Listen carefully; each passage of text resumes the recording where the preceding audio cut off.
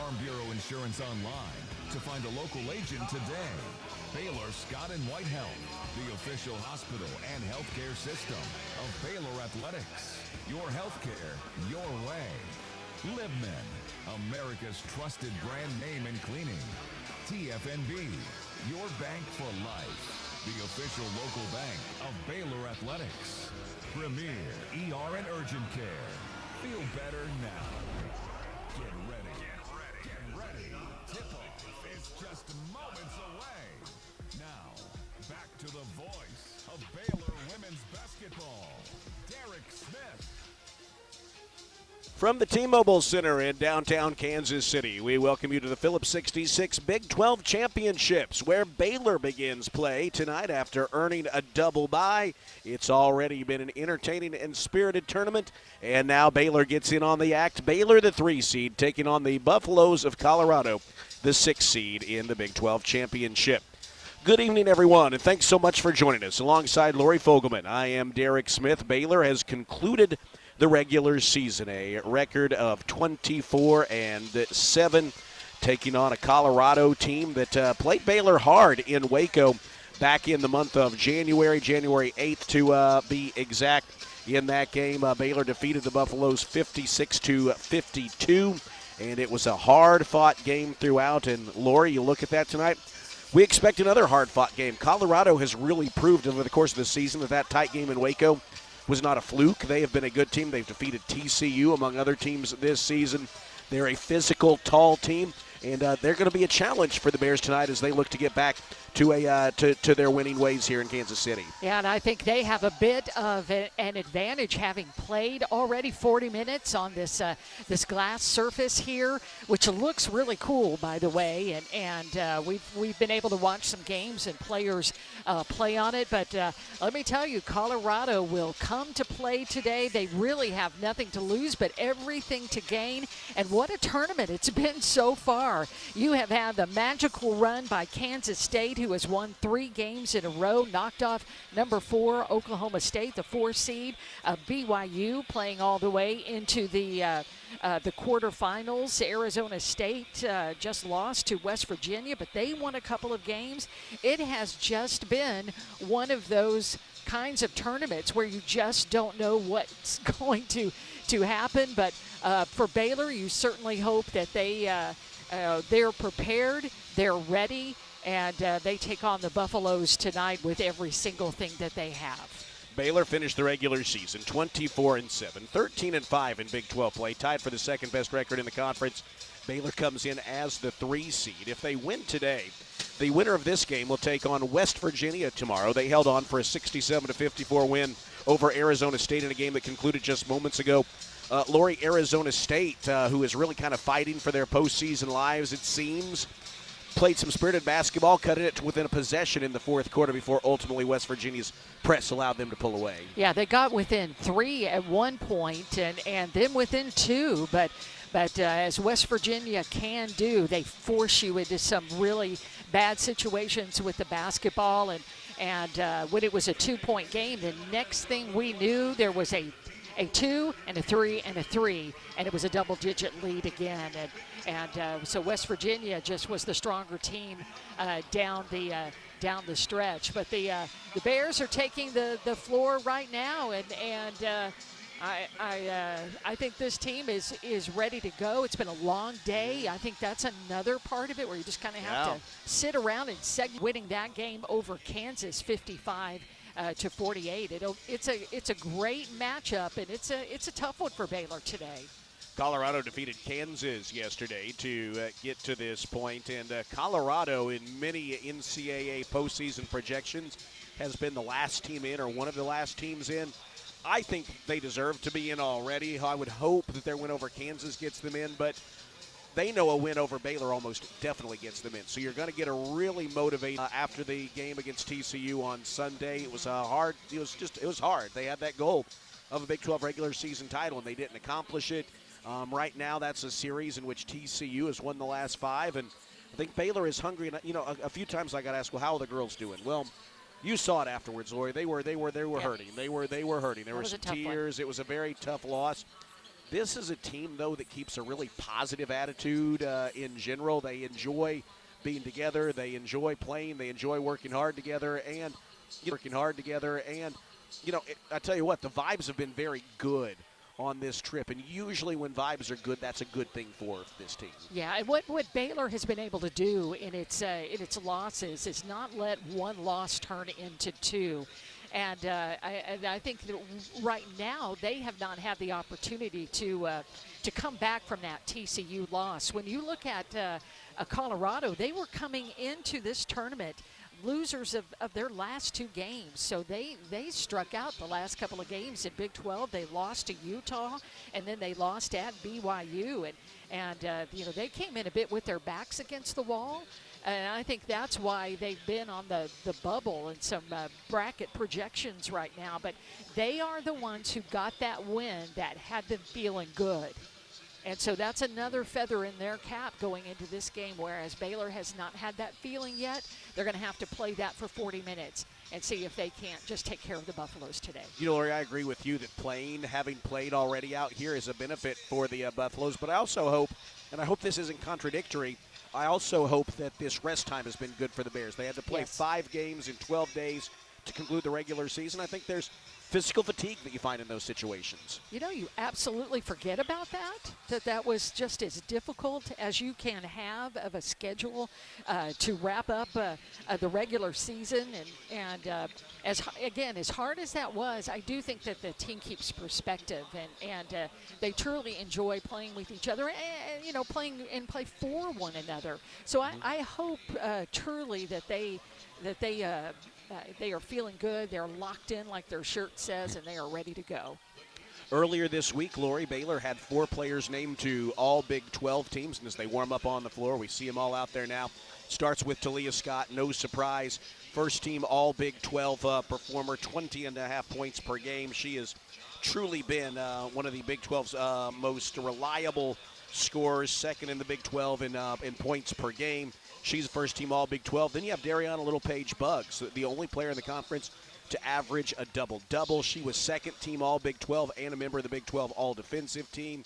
Jana Van Geitenbeek, honorable mention all Big 12 selection. And Bella Fauntleroy, honorable mention all Big 12 selection and member of the all-defensive teams. All very deserving, and congratulations to each of them. Yeah, and you look at Jana Van Geitenbeek, the fact that she has run Baylor's offense for 31 games, playing the point guard position, coming in off of that injury, the knee injury that she had at the first game of last season. And she has put together a season, Derek, that has placed her 7th on Baylor's all-time single-season assist list. Wow. And for a player who just had to basically just play her way into feeling like a basketball player again over the course of the season, she has become just a reliable just a floor general and also a shooter. And I just saw her shoot one from the top of the key and just nailed that 3. She is so smooth right now. She will really be key in this game and taking care of the basketball and getting her team in the right positions on offense so they can execute and go score. Well, that is something we'll be watching today, Lori. Colorado, 2 areas we'll be watching. Colorado had the 3rd best rebounding margin in the Big 12. They out-rebounded Baylor in Waco, even though Baylor won that game. And you're right, they like to force the turnovers. That kept them in the game. Those are going to be 2 areas where Baylor has been, I think, up and down at times this year that they want to try to improve on. Yeah, you look at the offensive rebounding as well. They're 2nd in the conference. They're 4th in steals, and that is really key. What Baylor cannot do is just present the basketball. That's what Coach Nikki was saying today. You cannot do that because they will be looking to poke that basketball away. Do not expose the ball today. You've got to be elite in protecting the basketball. This is Conecuh Sausage. Countdown to tip-off. Conecuh Sausage is made from the finest cuts of pork. Their patented blend of seasonings and smoked over a pure hickory fire for that true hickory smoked southern flavor. Conecuh Sausage is always great on the grill and perfect for tailgating. Pick up a pack and enjoy your family's favorite recipes at any meal of the day. Conecuh Sausage, a game day tradition, and the official smoked sausage of the Baylor Bears. A little bit later on, we're going to hear from Bears head coach Nikki Collin, get her insights on today's game and what the Bears need to do to beat Colorado today. But coming up next, a conversation with the Baylor senior, Kirsten Johnson.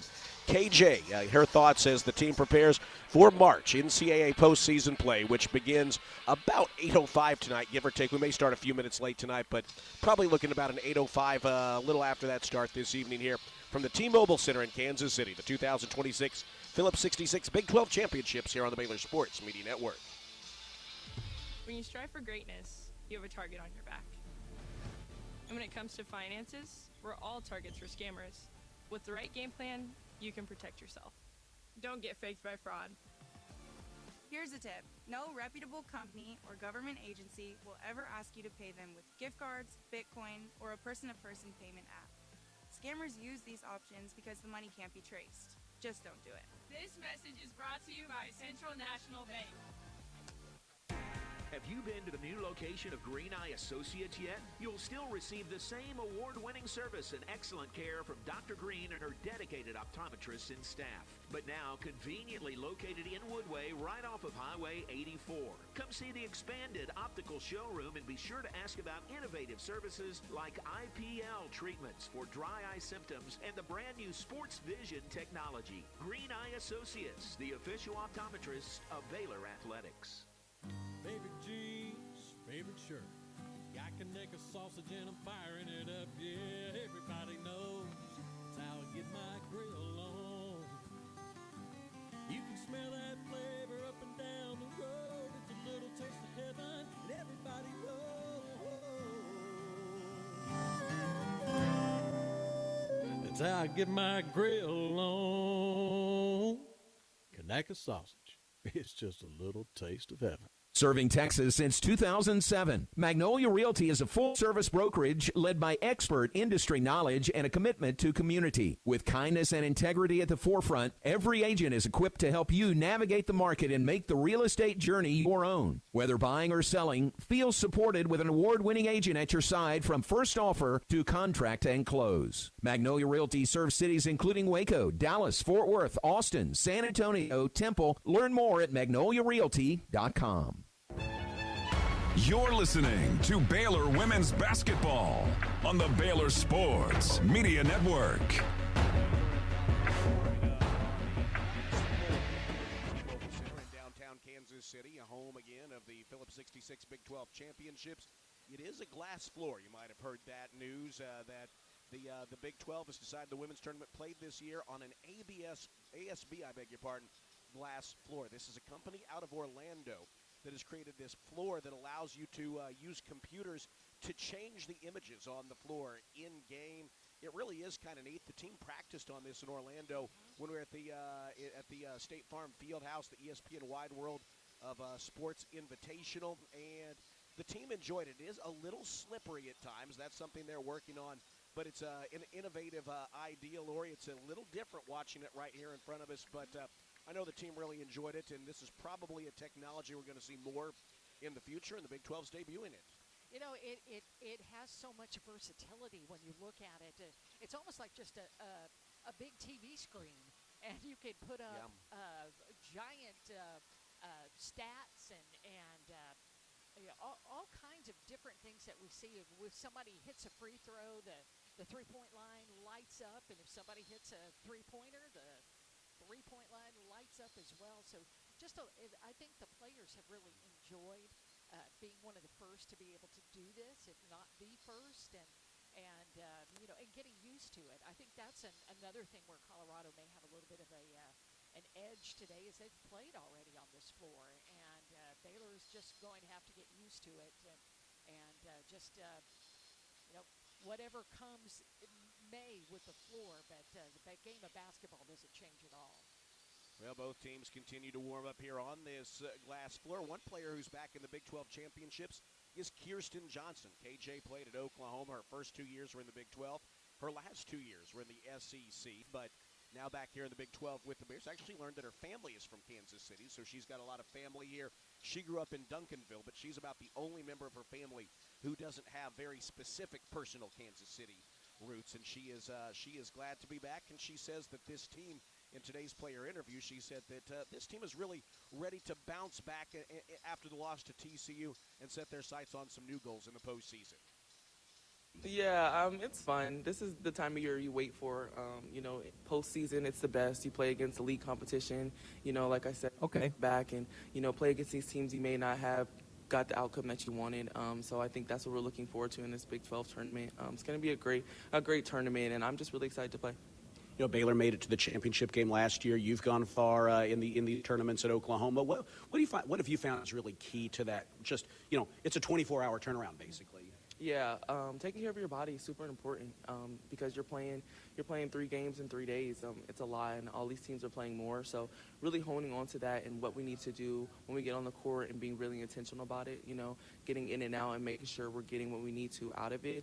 And just staying connected as a team because it's gonna hurt. We're gonna have some aches and pains, but who are we gonna be on the other side of it? And I think that's what we've started to build in the summer. Talking with KJ here. And KJ, as you get ready for the Big 12 tournament, how much is it about working on what other teams do? How much is it about just building what you do, what Baylor does well? Yeah, I think a lot of it is about us. I think when we struggle, we make it too much about them and not about us. I think that's when we're at our best is when we make it about us. Yes, of course, we need to scout and do the things we need to do to make sure we are handling our job. But I think when it comes to everything else, like defensively, we have to be us. When we're playing, we have to be us. We can't worry about somebody else because that's not our problem. We got to focus on what we have to do. Looking for a fun night out with family or friends? Head to Magnolia Field at Baylor Ballpark and catch Baylor baseball this season. Single game tickets are on sale now, starting at just $5 for general admission seating. Or stop by the ballpark for $2 Tuesdays, featuring discounted concession items plus $2 off general admission tickets.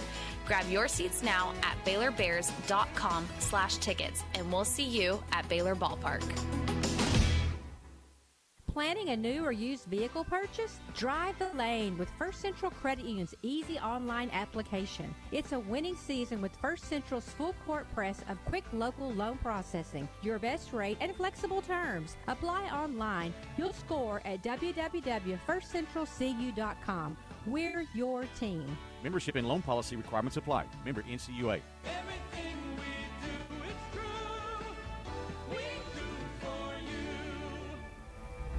We don't just build trucks. We build something that's meant to last.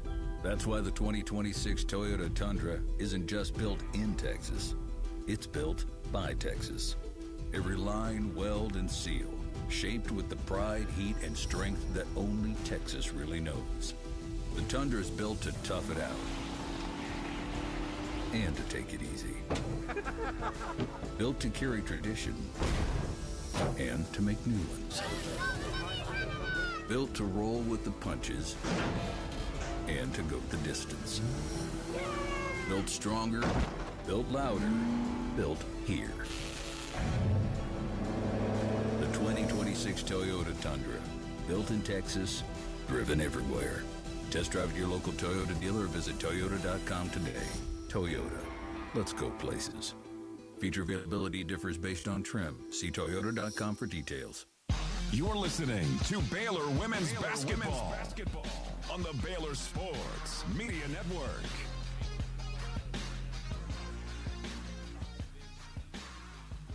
Matchup, Colorado earning a bye in the Big 12 championship. Baylor earning a double bye by virtue of being a top 4 seed. And as such, Baylor is playing its first game on this, the third day of the Big 12 championships. This is Conecuh Sausage Countdown to tip-off. Conecuh Sausage is made from the finest cuts of pork. Their patented blend of seasonings and smoked over a pure hickory fire for that true hickory smoked southern flavor. Conecuh Sausage is always great on the grill and perfect for tailgating, picking up a pack, and enjoying your family's favorite recipes in any meal of the day. Conecuh Sausage, a game day tradition, and the official smoked sausage of the Baylor Bears. Both teams warming up here on the T-Mobile floor right now. We mentioned Baylor with 4 All-Big 12 performers. Colorado had one as well. That is Jade Masagayo, second-team All-Big 12 performer. Lori, let's talk about Colorado for a minute. They are tall and lengthy. They have a lot of height both on the perimeter, a lot of guards in between 5'11" and 6'2" on the perimeter. And they've got some height inside, multiple players 6'4", 6'5". In fact, there are 5 players 6'3" or taller in the post. They're tall, they're lengthy, and they're just kind of scrappy. They have an ability to sort of make the game hard, make you play in the mud.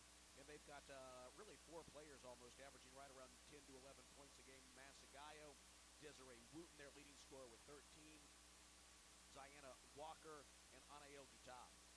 Well, when you think about the game played way back on January 8th, that was a long time ago, almost 2 months ago, that these two teams faced off in Waco, and Baylor looked like it was just slipping away with that basketball game, especially the way that they ended the third quarter. But the fourth quarter, things got a little bit tricky, and it turned into a 4-point game. But you talk about a slog fest. It was 56-52. And Baylor is a team that can be high-powered on offense, but they just really struggled in that basketball game. Whether it was rebounding, whether it was taking care of the basketball, those are things that they've really got to pay attention to today. Baylor and Colorado coming up tonight from T-Mobile Center. We're going to take a timeout. When we come back, Coach Nicky is going to talk about what Colorado does well. Take us even a little bit more in depth. Talk about the improved play of Markayla Johnson, who is averaging double digits over the last 3 games. Get a sense of what Baylor wants to do offensively against Colorado's defense. That's coming up straight ahead as we hear from head coach Nicky Collin, inching closer to the start of this one. Baylor and Colorado tonight from Kansas City on the Baylor Sports Media Network. See for yourself why Green Eye Associates is voted best in Waco year after year. Enjoy exceptional service and care from Dr. Leanne Green, along with her dedicated optometrists and staff. Receive trustworthy insights about your eye health, enjoy the impressive variety of contacts and eyewear, and work with the most experienced optical team in Waco. Don't miss the new state-of-the-art dry eye therapies that rejuvenate the eyes, face, and neck areas with safe, non-invasive treatments to restore comfort and quality of life. Visit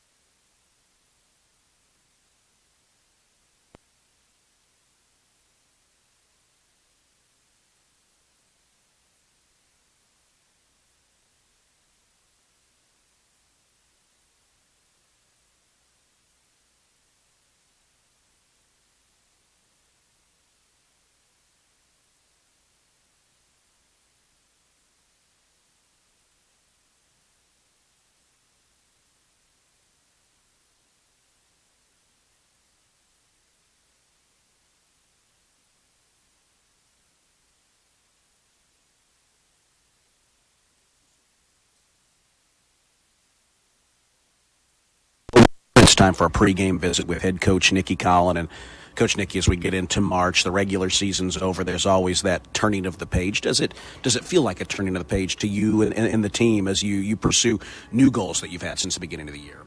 Yeah, obviously, we didn't perform the way we wanted to finish the regular season, but it is a new season. Everybody's 0-0. This is win it, advance, lose and go home, and this team knows that they probably have 2 games guaranteed, at this point in their careers, and so some of our players. And so this idea that we can still chase something that this group hasn't done and win a conference tournament championship is something that you're motivated by. And if you aren't, then you probably shouldn't be at Baylor. So I think we've had a good week of practice. I think a couple days off was good. One day where we really took off, and the next day where we just got a lot of light shooting and stuff like that in.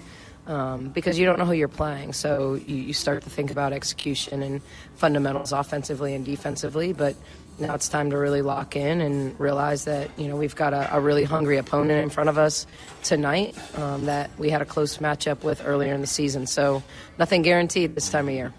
That first game against Colorado back on January 8th, 56-52 ball game, they have a lot of height, physicality, a good rebounding team. What are some keys that you want to see from your team going up against them today?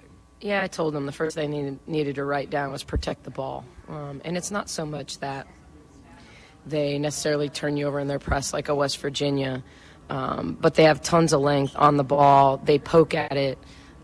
They make you protect the ball. If you're sloppy with the ball, they'll just take it. And so, we have to understand that we have to protect the basketball.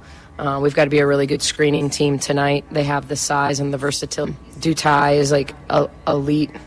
Dutai, I'm going to say it wrong, but elite on the offensive glass. I joke that she makes Bugs look lazy sometimes, and that isn't a word that you would describe Bugs as, but this kid just like flies to the glass, and she tips a lot of balls and keeps them alive for her team.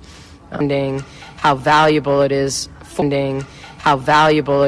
for us, because we get drop passes, we get kick out for us. Because we get drop passes, we get kick-out passes, we draw foul passes, we draw fouls when we get paint touches. And so the list goes on and on as to why we're significantly better. Oddly, the only area this year we're better at, without a paint touch is shooting threes, which is an unusual stat relative to our 5 years here, where when we got a paint touch, we did such a good job of getting a paint touch, kicking the ball, and finding shooters. And so we're a little different this year, but still that those numbers are similar in terms of our efficiency, when we touch the paint. Markayla Johnson, last 3 games, she's averaging double figures. It's been the best shooting stretch of her career. Is she shooting better, or is she taking better shots? Yeah, I think that's a good question. It's a combination. I think she's understanding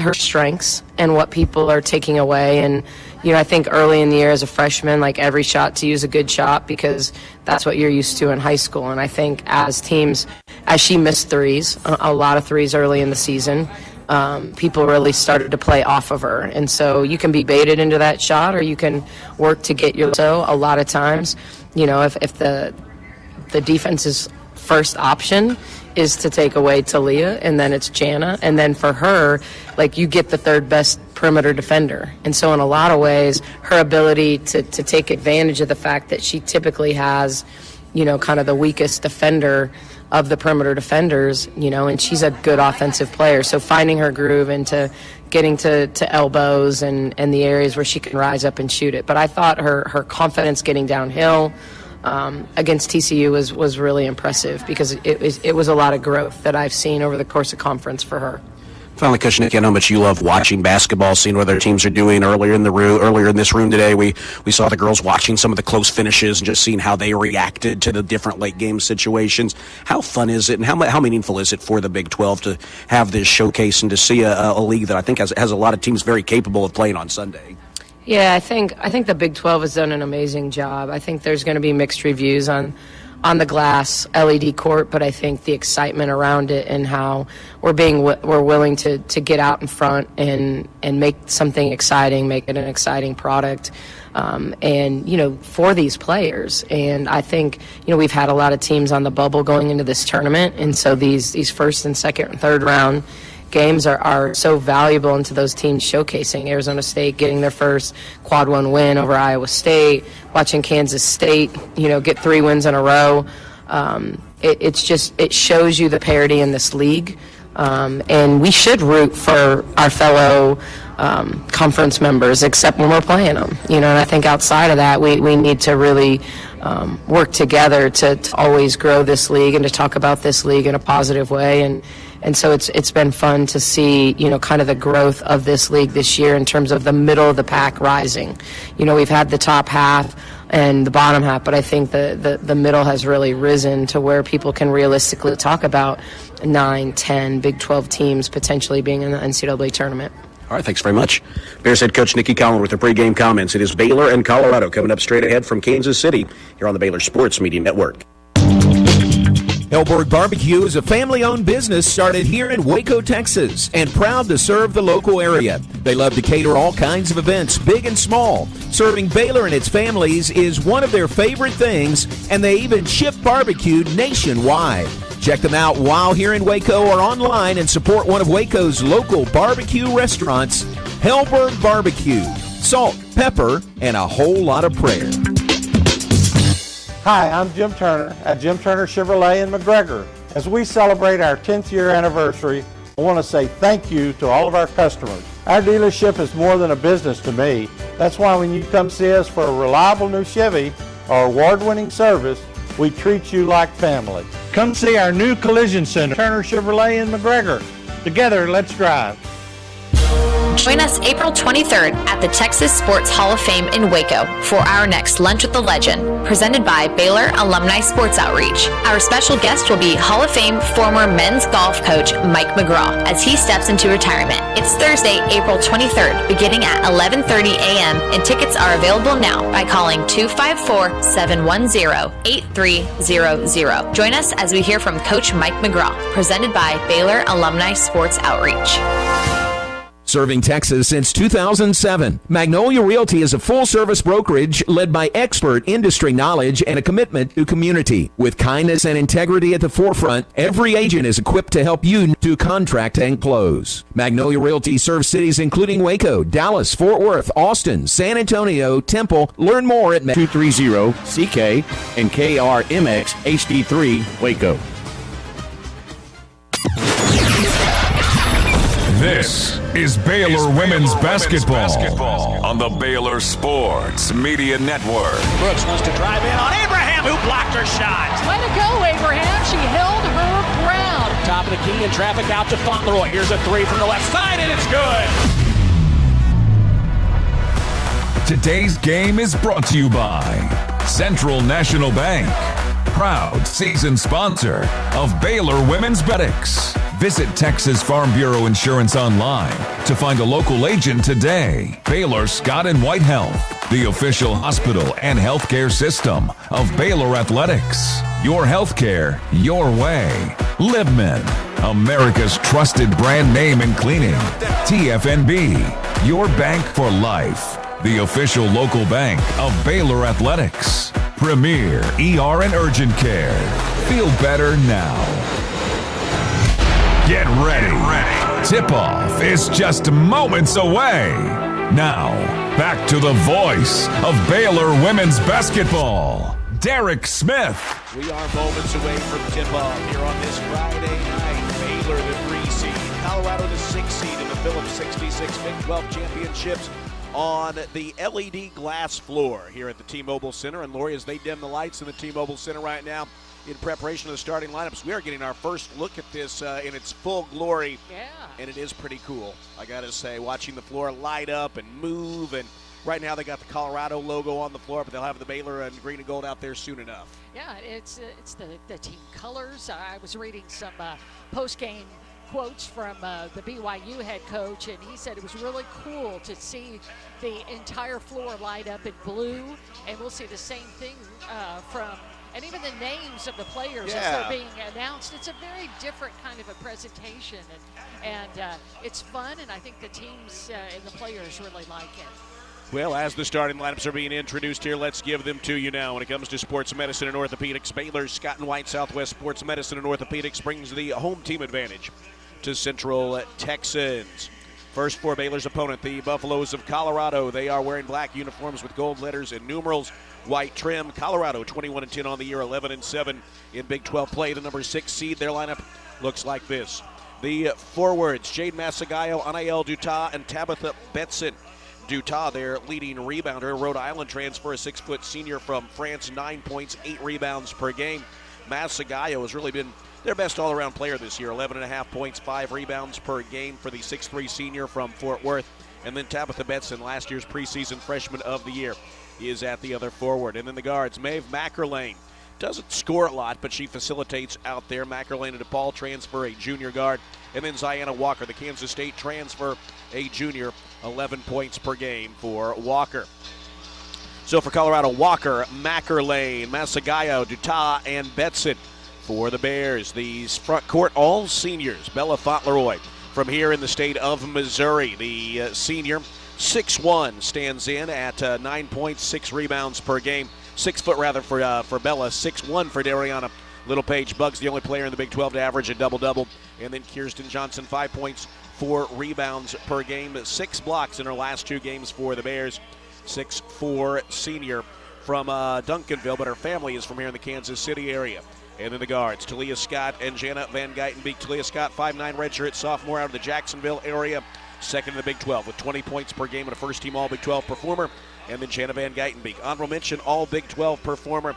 Jana Van Geitenbeek, top 10 in the country in assists per game. Starting lineups are brought to you by Baylor, Scott & White, Southwest Sports Medicine and Orthopedics. From injury prevention to enhanced recovery, team up with us to get back in the game. Lori, I see off to the side, getting a couple of pictures here. The floor is lit up in green and gold, and it is a nice look here. In fact, I may have to get a picture of this as well. It is it's a neat look here. It's something we'll take that picture here. And I'll say, while we are begging people's pardon, Lori, I will beg people's pardon for the condition of my voice tonight. It's a little rough, but we'll play through pain here and do our best to bring this game to you. Lori, I might just ask you to talk a little more than normal. We'll see. Well, we'll see how that goes. But hang in there, Derek. Hope you have a great one to call here today. That was a fun intro. And in fact, right now you can see out on the floor, they're showing all of the different logos and all of the different colors. And that's just not anything that you can do anywhere except maybe on a T-shirt that you can buy out in the concourse area. But it is very different and, again, versatile and interesting. And it's the kind of technology that the Big 12 is leading out on. And that's the fun part about it. Well, the Bears make their way onto the floor. Baylor makes their way out there in white uniforms, green letters, and numerals, gold trim. Lori, we learned when we were out there that a lot of NBA teams practice on this floor when they're in Orlando to take on the Magic. The Pacers and Nets had just been there a little bit before we had been there. So this is something that all at every level they're taking a look at. Yeah, you've seen it at the NBA All-Star Weekend as well. And so it's a technology that is coming.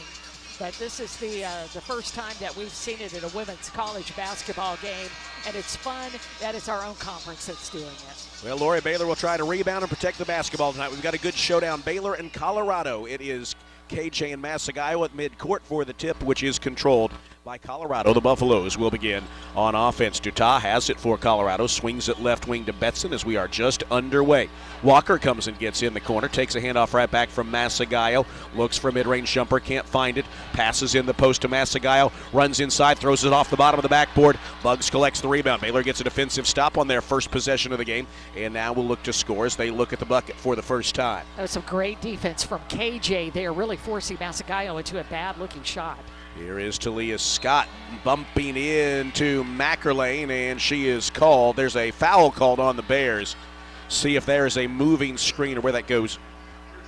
That is called on Kirsten Johnson, and that is the first foul on either team. Well, Baylor has been working on this, but a foul on a screen gives it back to the Buffaloes here, 45 seconds in. I haven't seen one of those in a while.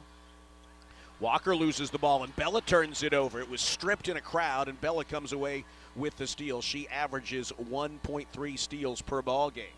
Here is Bugs swinging it to KJ, top of the arc. Jana comes and gets it. Jana, with a minute gone in the ball game, kicks it back to KJ. Still 15 seconds to shoot for the Bears. Colorado all over Baylor defensively. Bella around a screen, can't find much room. Pops a mid-range jumper and hits it. Yeah, she found enough of a screen from Dariana Littlepage Bugs. Screening is key in this game. Gave enough room for Bella to be able to find some space to get a nice pull-up jumper. 2-0 Bears. Here is Colorado back the other way. Mackerlane, the DePaul transfer, has it between the circles. Bounces ahead to Massaguio, right elbow. Massaguio spins outside to Walker. Shot clock at single digits. KJ up on her defensively. They're having trouble on this possession. Now Dutah drives baseline and misses the runner. Bella in a crowd collects the rebound. Feeds it ahead to the Bears. They're often moving in transition. Van Geitenbeek scoops it out to KJ. Good look at a three, but it's off target. Rebound hits the glass floor and is picked up by Tabitha Betson for Colorado. 2-0 Bears, 2 minutes gone in this one. Walker spins it to Betson right side. Bella on her defensively. Now Walker to Masagayo. KJ comes and meets her on the defensive end as Masagayo drives in a crowd, loses the ball. Good defense by the Bears. Bugs comes away with it. She's dribbling into the front court, kicks it out to Van Geitenbeek. Can't clear the shot, so the Bears will slow down into the half court. 2-0 Baylor lead. 7:38 to play first quarter. Bella has the ball poked away, grabs it right back. She needs a teammate to get it. KJ does so with 10 on the shot clock. Jana cuts to the bucket, angles inside. There's not a lot of room to work in the paint. She kicks it out to Bugs, whose jumper from the top of the key is in and out. And Baylor pokes the rebound away from behind. Talia Scott grabs it and misses the layup. You're not going to see that often from her. Oh, Bella got a great poke out, and the ball went right to Talia, but just a little bit too hot off the glass. It remains a 2-0 Baylor lead with 3 minutes gone. Ziana Walker in the left corner. She's their second leading scorer. Walker angles to the left wing again, just inside the arc. Shot clock again at single digits. Baylor with some good defensive efforts here early. Duton, not a good three-point shooter, but she hits this one out of the right corner to give Colorado a 3-2 lead. Duton averages only just over 10% from beyond the arc. Here is Dariana Littlepage Bugs spinning inside, hitting a shot, but first being called for the travel. So that is going to give it back to the Buffaloes. Logan Greer checks in for J.R. Payne's club. Logan Greer is in, as is Desiree Wooten. Wooten is their leading scorer on the season, and she comes off the bench. It's a 3-2 Colorado lead. Actually, they only give her a 2. She had her foot on the line, so it is a 2. It's a tie ball game. 2-2 our score. They may go back and check that. We'll see. Here is Greer. Right angle passes inside to Duton. It's off her fingertips and out of bounds. Yeah, Baylor is really patrolling the paint right now, and they're controlling that area, not allowing Colorado to get the ball on those interior feeds low on the block, and it's really causing Colorado to have a little bit of some fits. Score tied at 2, 6:10 to play first quarter. KJ puts it on the floor, scoops it to Scott off a screen, mid-range jumper, no good. In a crowd, the rebound knocked out of KJ's hands. There's a whistle and a foul on Colorado. That was some good hustle inside by the Bears. Oh, I think they called that on I beg your pardon. Oh, and Bugs was the one who hit the floor. Bugs hits the floor hard, and she is called for the foul in a crowd. So that is her first and the team's second. Baylor has gone nearly 3 minutes without a point, and it's a 2-2 game. Buffalo's back the other way. Dutas swings it to Walker. Mid-post pass to Greer. Turnaround jumper way off the mark. Dutas, though, with the offensive rebound and the putback. Well, that's what's going to get you. They go flying to the glass, and Dutas just got right in there. Nobody else on the other side for Baylor to be able to pull that ball down. Talia Scott in a crowd misses the pull-up jumper. She got off to a slow start in Fort Worth, and she's missed her first 3 shots here today. It's a 4-2 Colorado lead. They pass it to Masagayo. Low post has position, but KJ erases the shot, blocking the layup attempt out of bounds. Here's Baylor's first substitution. Kyla Abraham will spell KJ. You'll get high fives from her teammates after that emphatic block. Good. She's done a great job in the low post right now, and I think it's good to be able to bring her out, especially since she has one foul called on her. Walker spins it into Wooten. Wooten drives to the free throw line. Away from she's lost defensively and then throws the ball away. She had an open look, Lori, if she wanted it, and threw it away instead. Well, I think all of her teammates thought she was shooting the basketball because they were all looking up at the basket, getting ready if she didn't make it to be able to pull down the offensive rebound. So Baylor has an opportunity now to tie or take the lead. Baylor just 1 for 6 from the floor, but turns it over. A low pass from Jana Van Geitenbeek is off the fingertips of Scott, stolen by Wooten, and Wooten in transition hits the pull-up. From about 10 feet away, right angle, and it's a 6-2 Colorado lead halfway through the first quarter. Here's Jana Van Geitenbeek finding Kyla Abraham. Baylor swings it around on the perimeter. Talia Scott, who's missed her first 3 shots, has it again. Passes down low to Bugs. Bugs outside to Bella. Unloads a long 3, and it's off the rim. No. And it bounces out of bounds. There's a whistle, though, away from the ball, and we've got a foul called as we come to our first quarter media timeout. The 2025-26 women's basketball season is presented by Central National Bank, proudly serving Central Texans in Waco, Temple, and Austin. Bank different. Bank Central National Bank. That foul is on Anael Dutas. It's her first and the first on Colorado. Baylor will have it. Finances, we're all targets for scammers. But with the right game plan, you can protect yourself. Don't get faked by fraud. Right game plan, you can protect yourself. Don't get faked by fraud. Here's a tip. If you get a call saying they're going to lock you in jail for missing jury duty unless you pay a fine, that's fake. Scammers use scare tactics to force you to act without thinking. Just hang up the phone. This message is brought to you by Central National Bank. You're listening to Baylor Women's Basketball on the Baylor Sports Media Network. Yeah, I mean, we obviously haven't been on it since we've been here. Just by nature of being in the late slot and not wanting to take a 7 a.m. shoot around this morning. But I think when we were on it, we had a lot of fun with it. I thought that it was really like soft, almost like bouncy. I know there've been a little bit of question on slippage, but you could lean into shoes sometimes for that as well, depending on what shoes players are wearing. But I just think it's exciting that we have this opportunity. We've seen it on the world stage at a World Cup.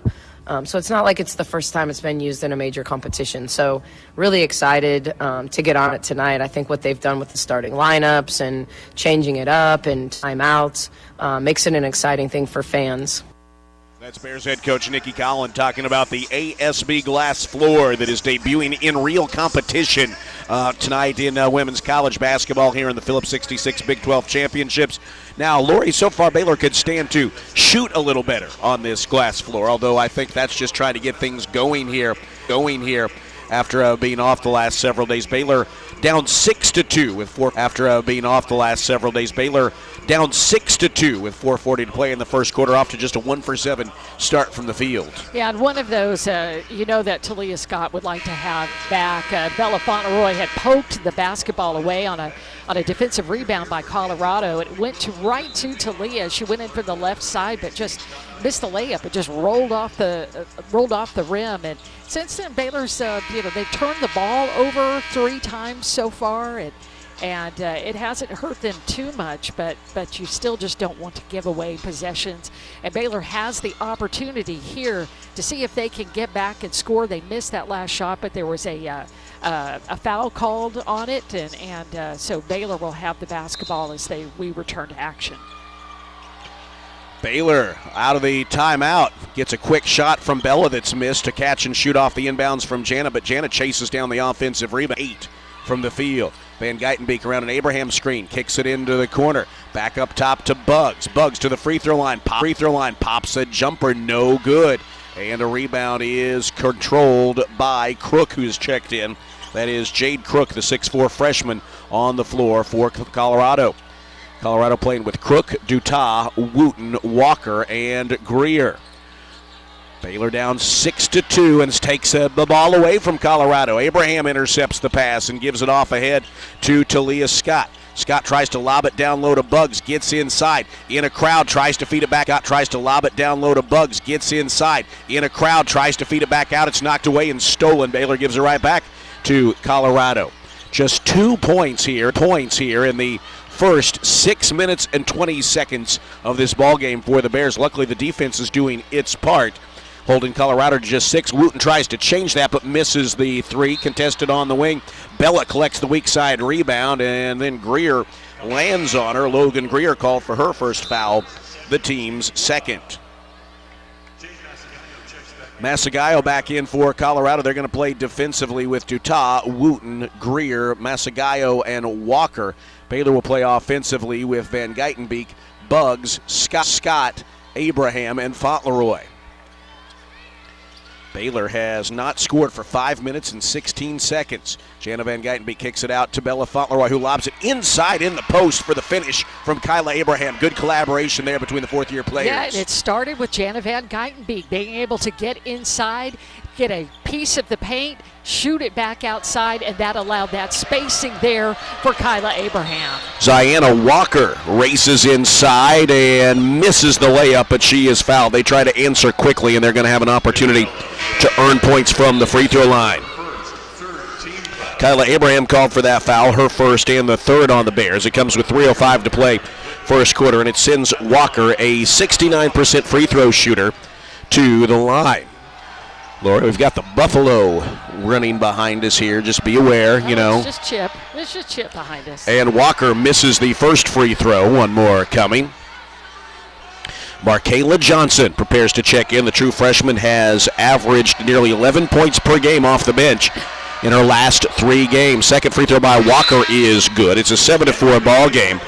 That'll give Markayla Johnson an opportunity to check in for the first time and spell Jana Van Geitenbeek. Yeah, last 3 games for Markayla Johnson, she has been better than 10 points a game, so really has been playing extremely well. Baylor with the ball down 7-4. Talia Scott to the free throw line, faked a shot, lobbed it inside to the cutting Kyla Abraham, and she has 2 first quarter buckets, and Baylor is within 1. It's 7-6. Colorado doesn't give up a lot of points in the post, but those were 2 well-designed feeds to Abraham. Wooten tries to answer, misses in a crowd. Offensive rebound by Greer, and she's fouled on the putback attempt. And that will send Greer to the free throw line, 77% shooter. Bella Fauntleroy called for the foul. That's her first, Baylor's fourth. So Colorado will be shooting the penalty for the final 2:38 of this first quarter. Well, Lori, back in Waco, the second quarter was a 7-5 slugfest between Baylor and Colorado, scoring just 12 points between them as Greer hits the first free throw. They're a little above that in the first quarter here, but slow offensive start for both teams. You know, we've really seen that throughout the tournament where teams have just, I think it's been a while since everybody has played, and it's a different kind of environment. Talia Scott just had her pocket picked. Ziona Walker drives inside and lays it in after the made free throws. That's a quick 4-point swing, and Colorado leads at 11-6. And that's what Coach Nikki has said. You've got to protect the basketball because they are just looking to poke it away, just like that, and Ziona Walker's elite at that. Markayla Johnson pops a jumper from the free throw line, all in and out. As Bella goes after the offensive rebound, Dariana Littlepage Buggs hits the deck, and a foul is called on Colorado. Talia Scott will exit, and Jana Van Geitenbeek will check back in for the Bears. Yeah, I think Talia Scott may have gotten popped in the mouth, so she's got a towel on her lip right now, her bottom lip. I hope they get that. Hope she feels all right quickly here. Ariana Gooden called for that foul. That is her first and the team's third. Are they going to take a look at that to see if there was an unobserved flagrant? Correction on the play. Foul was on 0. Ariana Gooden, Colorado. Ariana Gooden is called for that foul. We apologize if had a little technical issue. Here's Bella for 3. No good. Weak side rebound is tipped around and chased down by Betson. So if you lost us for a minute, back with you here in Kansas City. Colorado with the ball up 11-6 on the Bears with just under 2 minutes to play in the opening quarter. Here is Masagaya with the free throw line. Turn and faces the bucket. Flings it inside to Dutah. Loses the ball, but it ends up in the hands of Batson, and she knocks down a 3 to give Colorado an 8-point lead. Knocked it down from the right corner. It just kind of trickled out to her, and it's a 14-6 Colorado advantage. Baylor is just 3 of 13 from the field to start the game. 3 of 14 as Bella drives inside but cannot finish in close. Colorado with another rebound. And here they come the other way. They're on a 7-0 run over the last minute. Minute 20 to play first quarter. Dutah kicks it out to Wooten. She's all alone.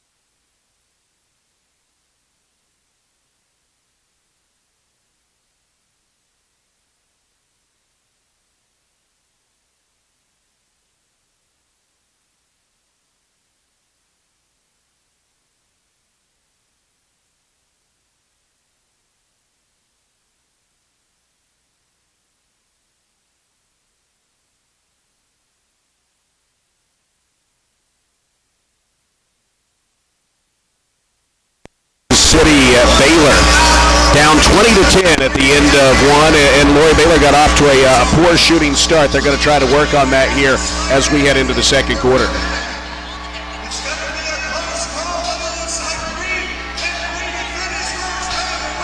Well, Baylor looking to get back going to it here, Lori, in the second quarter. Really hit a rough patch offensively. Yeah, they did, and it was that 10, offensively and defensively, and right in between, in that about a minute and a half, Colorado went on a 10-0 run. They got Greer with a couple of free throws. Walker got that steal on a poke away that that Coach Nikki had been warning about. You don't want to let her do that, especially when you're crossing the midcourt. Because that's where they come in and attack. Betson got a 3 off of an offensive rebound, and then Wooten hit hit the first of her 2 threes, and that just extended the lead for Baylor, and that really is the difference at the end of the first quarter, with Colorado holding a 10-point lead over Baylor 20-10. Desiree Wooten leads all scorers with 8 points. Baylor 4 apiece from Kyla Abraham and from Uting Dunn. So where would Baylor be without their excuse me, sorry, I apologize for my voice tonight. Where would Baylor be without the bench tonight? 8 of their 10 points. Yeah, and that's not usually the way that it works, right? Usually it's Baylor that steps out and really it's starting 5. They're the ones that score the points, but the last couple of buckets that Baylor's gotten to Uting Dunn, they've both been assisted by Jana Van Geitenbeek. So I think those are things that bode well for Baylor. I think they really executed in the last minute of the game. They just got to be able to also play some defense and cool Colorado off. Baylor with the ball to start the second quarter. Buggs plays it into Van Geitenbeek. Jana Van Geitenbeek to the left side of the floor out there with Buggs, Abraham, Dunn, and Fauntleroy. Actually, Markayla Johnson, I beg your pardon. Uting Dunn has 4 points. She's fouled on the shot and will go to the free throw line. She keeps coming off these screens and getting looks at the bucket, and she is going to go to the free throw line after drawing the foul. Yeah, and screening is so important in this game. You've got to be able to do that to allow yourself to get mismatches, to find some space to be able to score, and we've seen that already from Uting Dunn, but it all starts with who is the player who is stepping in the gap and allowing Dunn to be able to get in there to score. Dunn hits the first free throw. That foul, by the way, on Anael Dutah, their leading rebounder. That's her second. So Baylor will take that as Dunn buries both free throws to make it a 20-12 ball game. Dunn, Baylor's leading scorer, off the bench with 6. You like seeing that from her. She didn't play at all on Sunday in Fort Worth, but rather than moping, it seems like the work has. We've seen some results of that in the early going. Here's Wooten, another 3, and she is on fire. She's 3 of 4 from beyond the arc, and Colorado is back up 11 at 23-12. Jana Van Geitenbeek playing against her home state team, feeds it to Buggs, who throws it wide of Uting Dunn. Buggs thought she was going to come up high, and instead she cut in low. That gives it back to the Knight. Colorado has turned those turnovers into 4 points so far. Mackerlane travels with it, drove into a crowd, and Baylor stayed with her step for step. Boy, she was just Markayla Johnson was all over Mackerlane. Baylor manufacture points here. Minute gone in this second quarter. Baylor down by 11. Van Geitenbeek to the left elbow, pushes it out to Buggs. Head fakes, pops a jumper from the top of the key, no good. Chases down her own rebound in a crowd, and she's fouled. Buggs saw that one was not going in, and so she immediately went straight to the rim. I think she had 3 Colorado players around her. She wanted the basketball. She took the contact, and that was an incredibly important offensive rebound for Baylor. Maeve Mackerlane with a foul, her first, team's second. Baylor plays it in. Janet gets it right back after triggering the inbound. Finds Dunn on the right wing. Dunn penetrates the arc, now retreats back outside. Single digits on the shot clock. Buggs to Markayla Johnson. Hard drive, slips at the free throw line, kicks it back out to Jana. She has to unload a 3. It's too strong. Rebound is nearly chased down by Buggs. She's held, and that is going to keep the possession for the Bears. Again, Buggs saw where the ball was going to come off the rim and started to run that way. Betson just hooked her. That's Tabitha Betson with the foul, her first and the team's third, and the Bears are going to play it in. Got another again. shot at it. Baylor with is looking for its first second chance points. So here they have an opportunity to get that. Markayla Johnson, as Colorado is called for another foul as Baylor plays it in away from the ball. This is Jade Masagayo. That's Masagayo's first and the team's fourth. So Baylor will actually, Lori, be shooting the penalty for the final 8.5 minutes of the first half. Yuting Dunn plays it into Buggs. Passes it back to Dunn. Unloads a three from the corner. It's too strong. Weak side rebound tipped by Buggs to Kyla Abraham, but she has it stripped away from behind by Batson. That's a turnover. Here comes Desiree Wooten. She has 11 points so far. Knifes inside the basket. Baylor stripped the ball away, but a foul is called on the Bears, and they're going to give Wooten a shooting foul. That's Jana's first and Baylor's first, and it's going to send Wooten to the free throw line, where she is a 73% shooter on the year. Colorado 3 of 4 so far.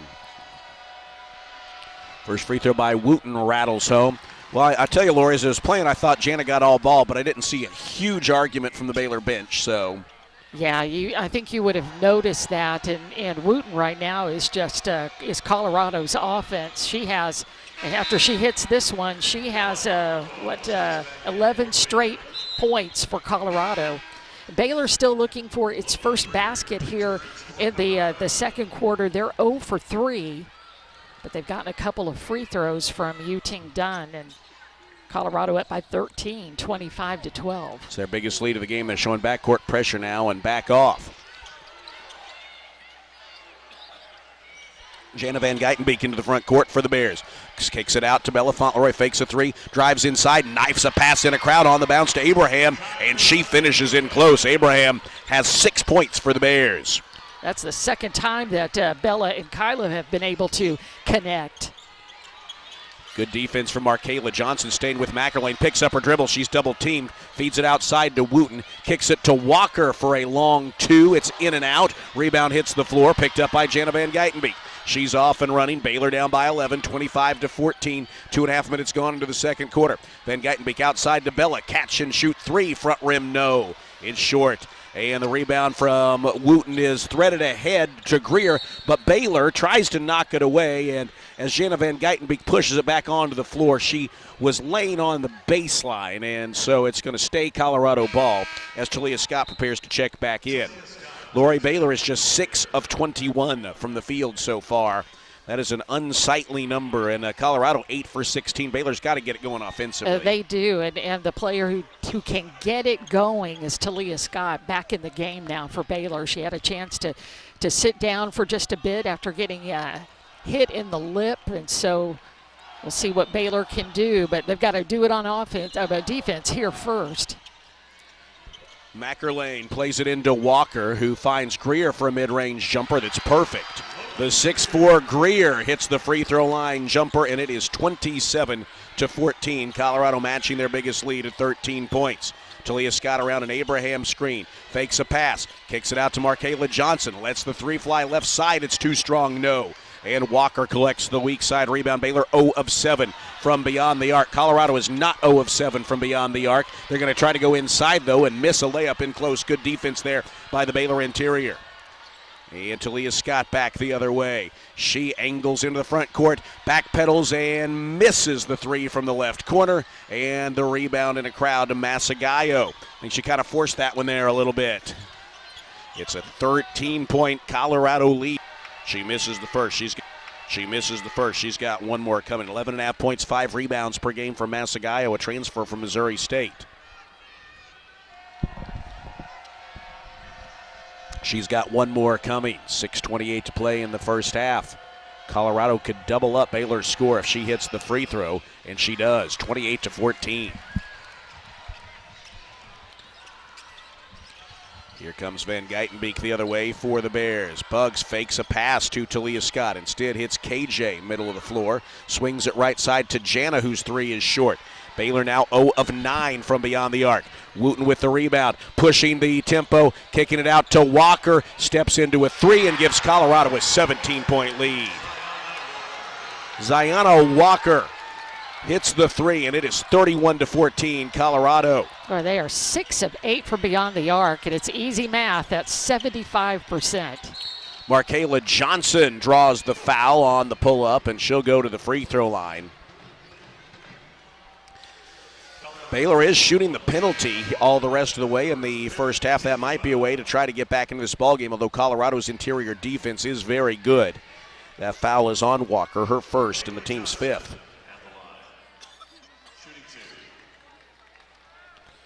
Markayla Johnson up to 55% free throw shooting, which isn't a fantastic number, but it's gotten a lot better as time has gone on. She hits the first.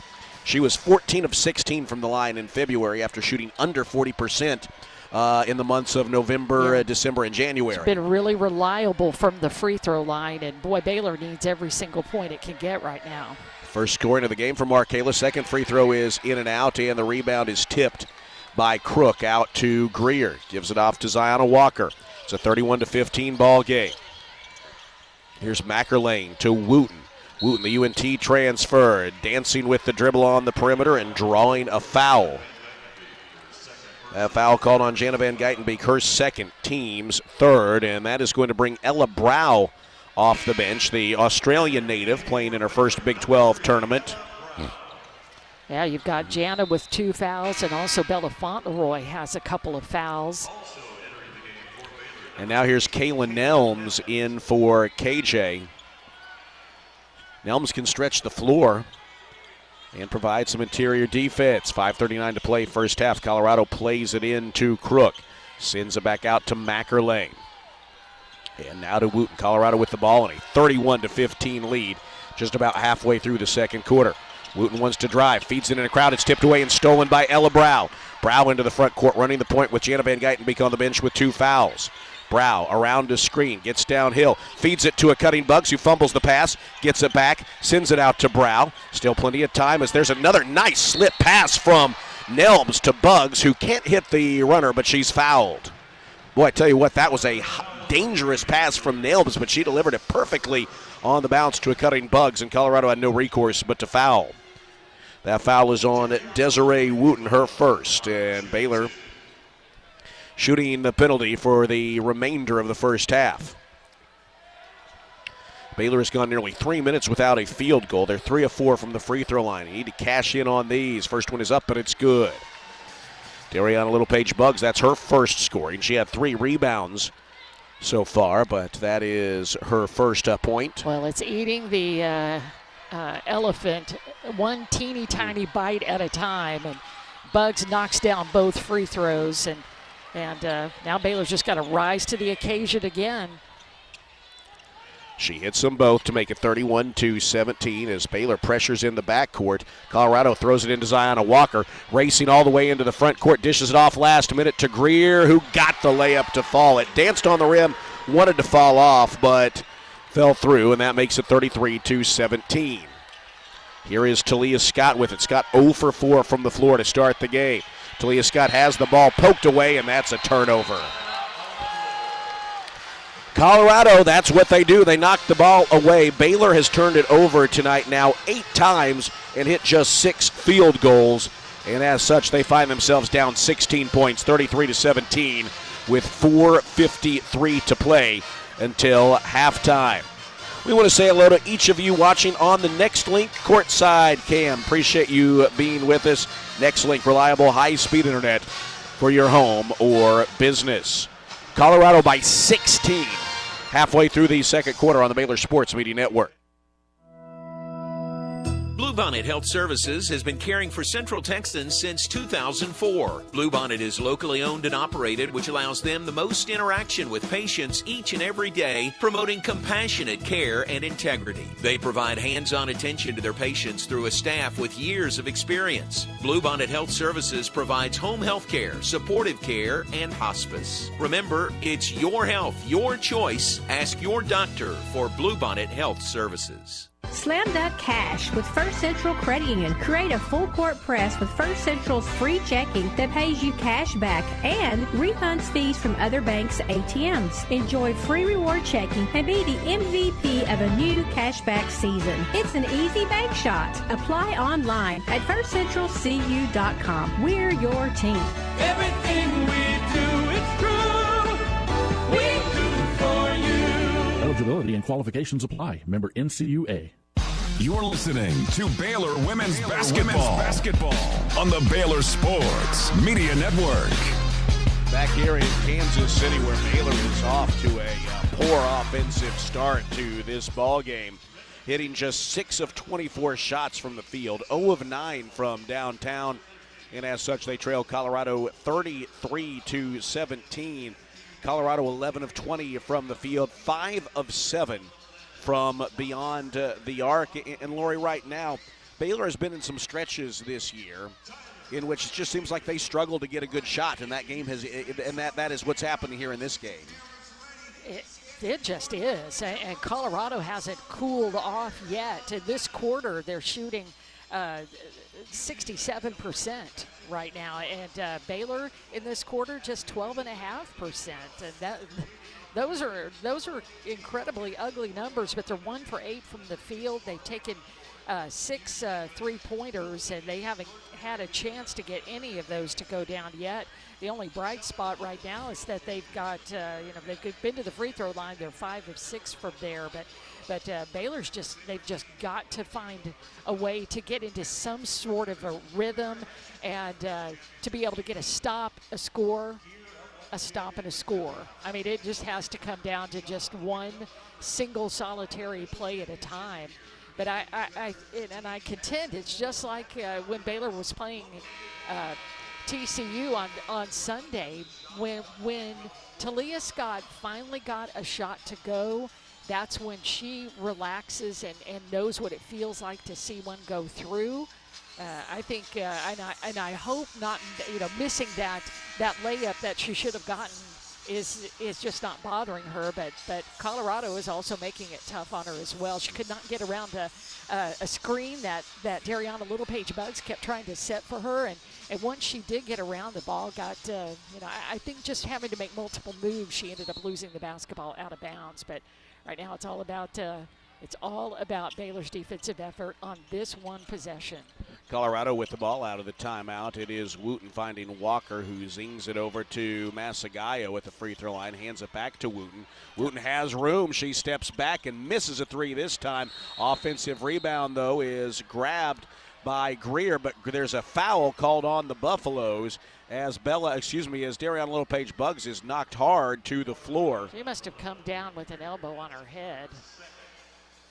That is Logan Greer's second, and that is she's in some pain. She's getting up okay, but that one hurts a little bit, and she is going to kind of hold her ears as she walks off, and we may have a review here to see if there was an unobserved flagrant foul as both teams go back to their respective benches, and now they are going to take a look at this. Yeah, they're going to take a look at this, and we need to see. Our TV monitor doesn't work, but Greer just went flying up in the air and pulled that offensive rebound down and just came back down on Buggs. But I think maybe just popped her in the forehead, and that's got to hurt. Well, and Buggs is she's pretty tough, and you could tell she was in some pain there as she came down, really kind of, almost like the earmuffs thing, holding the sides of her head, and she was feeling that as they're going to take a review here and see if that was a flagrant foul on Greer. Baylor is down 33-17 with 4:35 to play here in the second quarter. It appears that the review is over. And we'll see if we can get Brian Garland, Ifaniwa Seals, and Kenneth Nash. And they're all taking a look at this right now to see. Apparently it's close. Kind of get the sense that they're really taking a look at this and getting multiple opinions. By the way, Lori, out of this timeout, Kira Pemberton is going to check in for the Bears. So right now, Coach Nicky, right now has got good bench production so far, and Coach Nicky trying different things to try to get it going. Baylor with 13 points off the bench, although Colorado has 19. Of course, their leading scorer on the year, Desiree Wooten, is a bench player.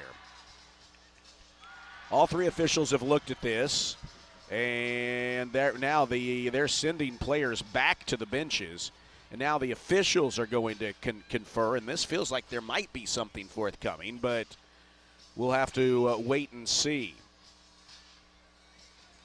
But an elbow from that as the officials are talking things through, and we'll see if they call these officials over. They call the coaches over. J.R. Payne and Nicky's are being called over, and usually, well, we'll just have to see. They might be explaining why it's not, but they're starting off with J.R. Payne, Colorado's head coach, and we'll see what they call. Neither coaches generally react, but Coach Nicky's nodding her head, and now J.R. Payne does not look happy. Talia is heading to the free throw line. Yes.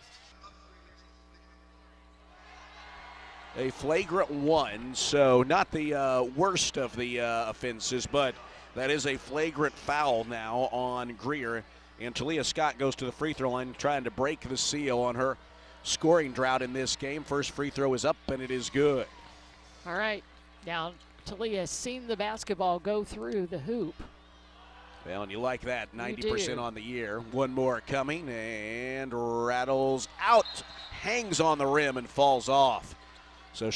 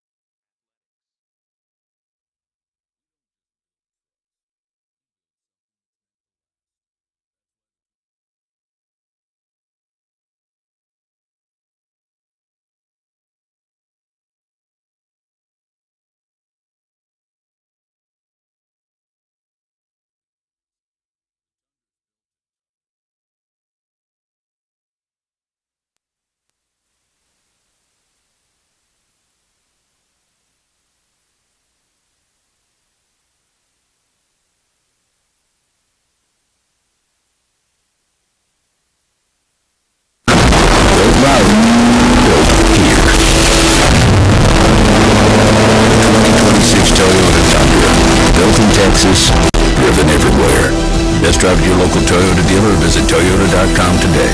Toyota. Let's go places. Feature availability differs based on trim. See Toyota.com for details. You're listening to live coverage of Baylor women's basketball. Now, it's time.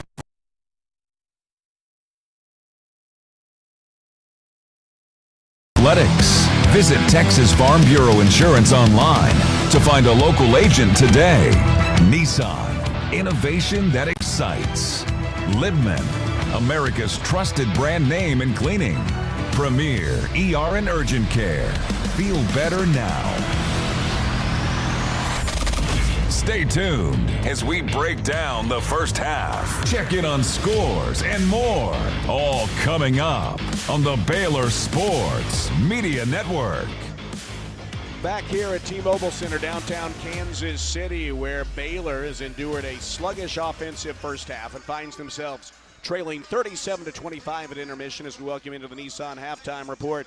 Nissan, innovation that excites. Baylor shooting just 26% from the field, 0 of 11 from downtown. It's been another tough first half from Baylor's leading scorer, Talia Scott. 5 points on 1 of 7 shooting. And it's a 37-25 lead for Colorado, who outscored Baylor 20-10 in the first quarter and 17-15 in the second. Alongside Lori Fogelman, Derek Smith here with you. Let's take a look at the stats now. Colorado outshoots Baylor 46-26% in the first half, including a pretty dramatic turn from beyond the arc there. 5 of 10 from downtown. This is a Colorado team that only shoots 27% from beyond the arc on this season, but today 50%. Baylor, meanwhile, shoots 33% from beyond the arc. They're 0 of 11 today, and it is and that's really the difference in the game right now. If you're looking for one big difference, that is one. Baylor's turned it over 9 times. Did better in the second quarter, though, with the turnovers. Colorado's turned it over 8. Baylor's actually outscored them off of their turnovers 7-6. Colorado with a 2-rebound edge, 17-15. Benches have been active for both teams. 21 points for Colorado, 21 of their 37. Baylor's bench has 16 of its 25. Desiree Wooten leads all scores with 13 points. She's 4 of 9 from the field, 3 of 7 from beyond the arc, 3 rebounds, 2 assists. After that, 8 points for Ziona Walker. Walker, 8 points and 3 rebounds, 6 points for Logan Greer. No one else for Colorado has more than 4. They have a number of players with 2 fouls apiece: Walker, Greer, Masagayo, and Duta. That could really be a key in the second half. For Baylor, it is Kyle Abraham leading the way with 7 points, 3 of 3 shooting, 3 rebounds, and an assist. 6 points for Yuting Dunn. 5 for Talia Scott on just 1 of 7 shooting. Bugs with 2 points. Brow, Van Geitenbeek both scoreless. Nelms and Fauntleroy with 2 points apiece. So far, Lori, Baylor's starters have only combined for 9 points. Yeah. That's not going to get it done. And I don't want to be dramatic, but Coach Nicky went with the deep bench all the way through the end of the second, much of the second quarter, and they actually did a little bit better than the starters, and I wonder if that's can spark them a little bit. Maybe so, because after Baylor went down by the largest lead to Colorado, and that was they had a 33-17 lead with 5 minutes to go in that second quarter, and Baylor, it's not a huge amount here, but they did outscore, and I think I may have this wrong, 1, 2, 3, 4, 5, 6, 7, 8, yeah, 8-6. The rest of I'm sorry, I take that back, 8-4. And so that is just a little glimmer of daylight, and coupled with the foul trouble that Colorado may find itself in, hopefully they will cool off and Baylor will find the ability to hit shots again. You had Jana out for a long time. You had Bella out for a long time because of foul trouble. And, we'll just have to see if they can keep it going. 37-25 of the score at intermission. This is the Nissan halftime report. Nissan, innovation that excites. Well, this game notwithstanding, it's been a good day for Baylor. Lori will have a look at that and other scores when we return to Kansas City after this. Baylor down at halftime, 37-25 on the Baylor Sports Media Network. Baylor fans, ready to keep it cool this season? Ice and Easy delivers premium ice lightning fast. From tailgates to restaurants, construction sites, concerts, and races, Ice and Easy has you covered. Game day or work day, keep your drinks cold and your spirits bold. Ice and Easy, we deliver, you chill. Proud supporter of the Baylor Bears. Hi, I'm Jim Turner at Jim Turner Chevrolet in McGregor. As we celebrate our 10th year anniversary, I want to say thank you to all of our customers. Our dealership is more than a business to me. That's why when you come see us for a reliable new Chevy or award-winning service, we treat you like family. Come see our new collision center, now open to serve you even better for many years to come. Enjoy the game, then come see us at Jim Turner Chevrolet in McGregor. Together, let's drive. Hellberg Barbecue is a family-owned business started here in Waco, Texas, and proud to serve the local area. They love to cater all kinds of events, big and small. Serving Baylor and its families is one of their favorite things, and they even ship barbecue nationwide. Check them out while here in Waco or online and support one of Waco's local barbecue restaurants, Hellberg Barbecue.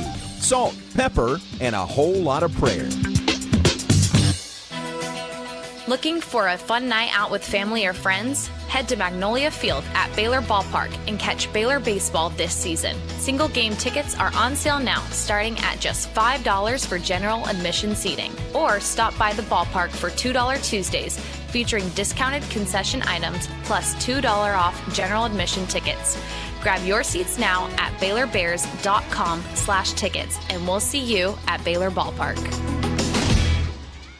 Proudly serving Texas since 2007, Magnolia Realty is a full-service brokerage and a trusted neighbor, bridging expert industry knowledge with integrity and kindness. Known for their award-winning agents, Magnolia Realty understands the dynamics of making the real estate journey your own and the importance of trust from contract to close. You can find their local agents here in Waco and across the state, including in Dallas, Fort Worth, Austin, San Antonio, and Temple. To get connected and learn more, visit magnoliarealty.com. Here's to home.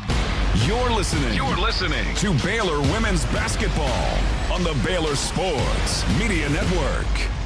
Back here at the 2026 Phillips 66 Big 12 Women's Tournament, Women's Basketball Tournament here at T-Mobile Center in Kansas City. Baylor down at the half to Colorado by 12, 37-25. Other scores from earlier today: Kansas State upset the number 4 seed Oklahoma State 74-73. The following game, TCU won over BYU 63-46. In the game before this one, West Virginia over Arizona State 67-54. Let's take a look at scores around Baylor athletics today in its Big 12 opener today at Getterman Stadium. Baylor softball swept a doubleheader with Iowa State. The Bears won 8-1 and then 4-2 in the nightcap. They will try to play again tomorrow at 2:30, wrapping up that Big 12 opening series against Iowa State. Baylor baseball leads Air Force 6-0, 7-0 now in the bottom of the 8th at Magnolia Field at Baylor Ballpark. Baseball back in action versus Air Force at 2 p.m. on Saturday. And also on the schedule today, women's tennis on the road. They won 4-love over Cincinnati. And on the schedule tomorrow, men's basketball as well as Baylor baseball and softball in action.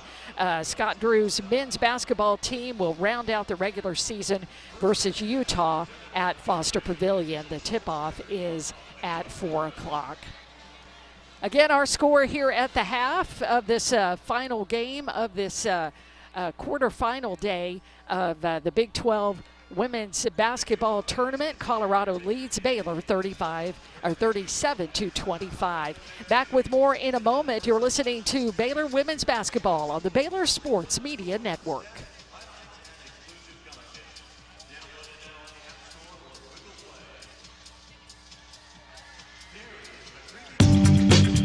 Hellberg Barbecue is a family-owned business started here in Waco, Texas, and proud to serve the local area. They love to cater all kinds of events, big and small. Serving Baylor and its families is one of their favorite things, and they even ship barbecue nationwide.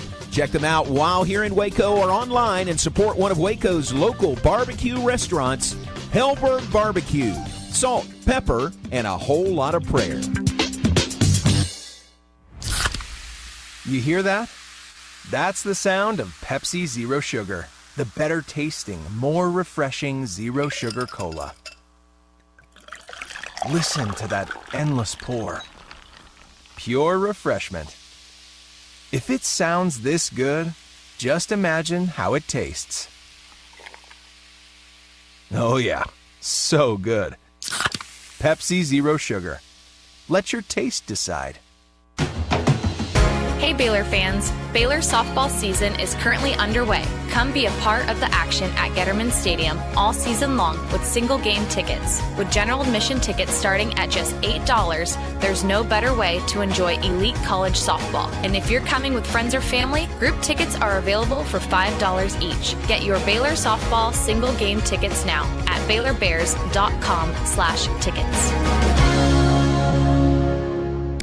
Have you been to the new location of Green Eye Associates yet? You'll still receive the same award-winning service and excellent care from Dr. Green and her dedicated optometrists and staff. But now conveniently located in Woodway right off of Highway 84. Come see the expanded optical showroom and be sure to ask about innovative services like IPL treatments for dry eye symptoms and the brand new sports vision technology. Green Eye Associates, the official optometrist of Baylor Athletics.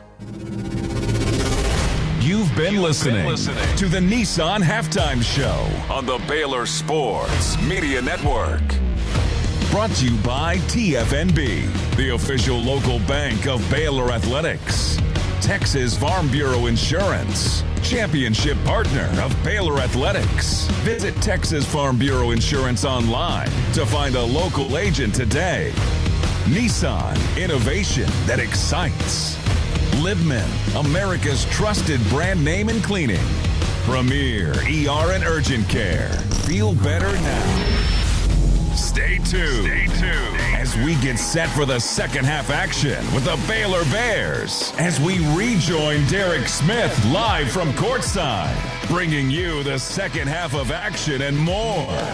All coming up on the Baylor Sports Media Network.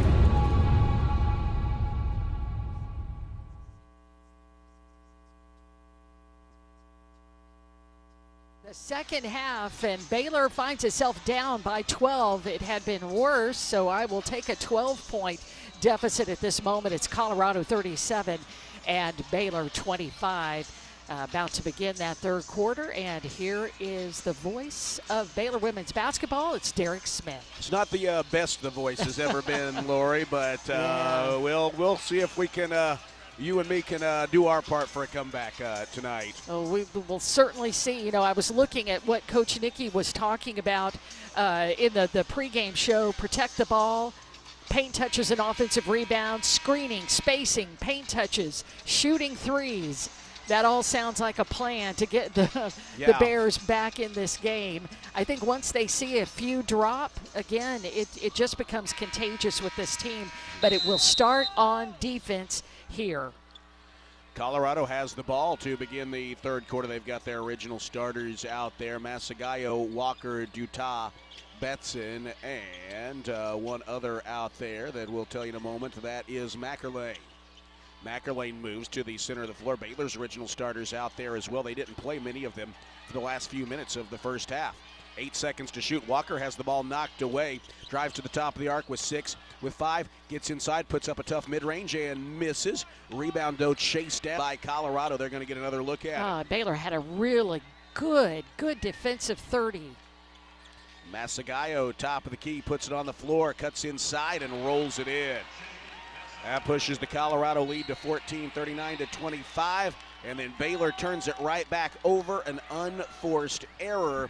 Not looking, and that's not a good start here for this third quarter. A second chance point off of an offensive rebound after he had a really good defensive possession. Well, now Baylor's going to need another stop here. It'll be Mackerlane to play it into Walker, catch and shoot and hit the jumper, and just like that, it's a 16-point game. That's just one off Colorado's biggest of the night. 41-25 the score. A minute gone here in the third quarter. Buggs takes the feed, mid-post left side, sends it out to Bella, attacks the bucket, jogs inside, but misses the layup attempt. Fight for the offensive rebound. KJ had it 1-on-2 there. Colorado ties her up, but Baylor will keep it. Not a lot of margin for error in this one right now for the Bears. Down 41-25, a minute 8 gone, third quarter. Of course, Baylor does have a 19-point comeback to their credit this year. That came with under 12 minutes to go. But you really can't count on that too often. How to just find some energy. It's hard to find energy in this spot. Talia Scott misses the mid-range jumper, but Bella in the crowd gathers in the offensive rebound. Sends it back out to Van Geitenbeek. She pushes it out to Bella, right wing. Bella spins inside the arc, across the paint. Kick out to KJ, calls for Talia to come and get. 7 seconds to shoot. Talia dribbles into a mid-range jumper and misses badly. Offensive rebound, though, by Buggs. Out to Jana for three, and she knocks it down. Finally, Baylor's first three of this game. They were 0 for 11 until Jana got that second chance three to go in. Credit Baylor for being tenacious on the offensive glass. So yeah, Baylor started 0 for 11, but let's see if they can move a little bit the right way here in this second half. Masagallo has it for Colorado. Angles left side of the arc, gives it off to Dutau, behind the back dribble, nearly loses it, stumbles and falls. Oh, but Baylor, he is called for a foul, a little bump there from Jana Van Geitenbeek. That's a foul for Jana? That was kind of weak, I thought. Oh, I beg your pardon, that's KJ, not Jana. Okay. So maybe that was something we didn't get as good a look at. Jana bumped into her, but the foul called on KJ. 7:59 to play, third quarter. Colorado with the ball and a 41-28 lead. Buffaloes will play it in from the baseline, but now we have a pause as the official goes over to When you strive for greatness, you have a target on your back. Something over on the when side. it comes to finances, we're all targets for scammers. But with the right game plan, Ella Brow you can prepares protect to yourself. check back in. Don't get faked by fraud. In place of Jana Van Geitenbeek. Boy, Jana is struggling tonight. She has 3 fouls. Well, no, she has, I beg your pardon. No, they do call that on Jana Van Geitenbeek. They changed it. That's why. Here's a 3 by Ziana Walker. Make that a long 2 off the inbound, and it's back to a 15-point lead. No, they did change that to Jana Van Geitenbeek, who picks up her 3rd foul. Talia Scott attacking at the other end in a crowd, lays it in. Thought that was a weak foul call on Jana myself, Lori, but it's a foul call nonetheless. Here is Masagallo with it. It's a 13-point Colorado lead. She feeds it out to the top of the arc. Here's a 3, no good. It's missed by Mackerlane. Baylor tries to save the rebound. It's out of bounds, though, to Colorado. Well, they're tenacious on the boards. They just truly are. They just pursue the basketball and have such length and height, and that was right along the baseline, and you just don't have much room to be able to maneuver under there. Well, and you don't want to give them too many second chance looks. They have 6 second chance points tonight. Walker looking to play it in, throws it right to KJ, who just went up like a defensive back and intercepted. Gives it off to Ella Brow. Brow to the left side of the floor, around a Buggs screen, looks for Buggs inside, can't find her. KJ comes and gets the feed, looks inside now, the pass is knocked away and stolen. Too many people in that crowd there for that pass to go to Buggs, but they tried it and were burned. Mackerlane hands it off to Dutau. Up top to Walker, now to Batson. 3 minutes gone, third quarter. Colorado with the ball and a 43-30 lead. Walker attacking for the layup. Ziana Walker had double figures in Waco. She has 12 points, make that 14 points here tonight on 5 of 8 shooting. Talia Scott's been in a shooting slump these last 2 games. She's 2 of 10 from the field. She circles to the left side, finds herself open, unloads a 3, back rim, no. And KJ tips the rebound, but Colorado controls. It's a 15-point Buffaloes lead. Walker to the middle of the floor. Talia on her defensively. Spins it ahead to Batson, right of the key. Bella with her on the defensive end. Back outside to Walker. She's been hot here in this game. She gives it to Batson, gives it back, 8 to shoot. Walker with a head fake, attacks, pops a mid-range jumper, and can't get it to fall. KJ high points the rebound. Baylor down by 15, 6 minutes to go, third quarter. Talia Scott tries to slip a pass to Buggs, and it's kicked by Colorado. That'll give a substitution opportunity for the Buffaloes as they bring in their leading scorer, Desiree Wooten, along with Ariana Gooden and Logan Greer, I beg your pardon. It'll be Scott playing it into Buggs at the free throw line. Goes across to Bella, left elbow. Bella looks to Talia Scott fighting through his screen. Scott around a Buggs screen, gets downhill, knifes and pops a mid-range jumper, and that's perfect. She likes that shot. She hits that one there. And she's got 9 points. It's taken her 12 shots, though, to get those 9 points. It's a 13-point game. Colorado has outscored Baylor 8-7 here to start the third quarter. Baylor's obviously going to have to flip that script to get back into this game. Dutas angles around the right side of the arc, feeds it in the corner to Wooten. Hand in her face of Talia Scott. Wooten attacks middle of the floor, tries to slip it down low to Masagayo. Masagayo blocked on her way up. Oh, my goodness. And a foul is called. That's on KJ. Her third, team's second, and again, kind of thought maybe all ball there, but the foul is called on KJ. Bella and KJ will exit. Abraham and Markayla Johnson are in, and Masagayo goes to the free throw line. Colorado is 8 of 10 from the line. Masagayo 1 of 2. Couple of dribbles for Masagayo, and the first shot is up, and it's short.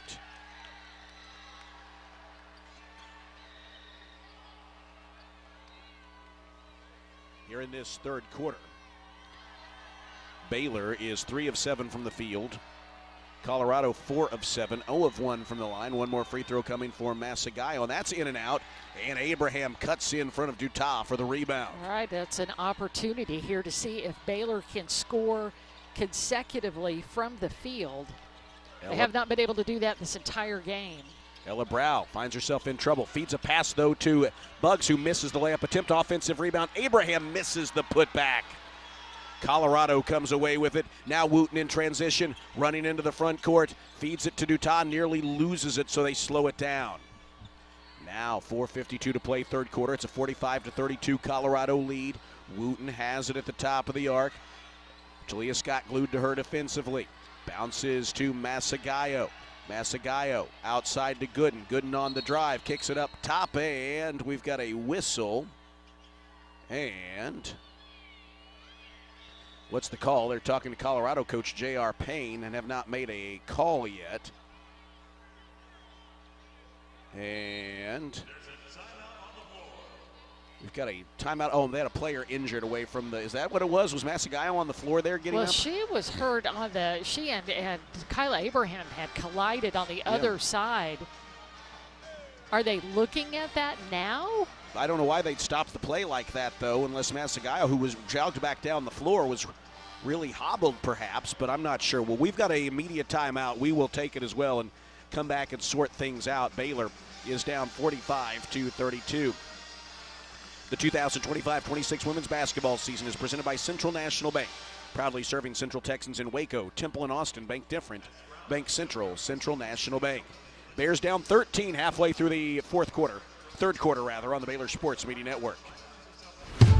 When you strive for greatness, you have a target on your back.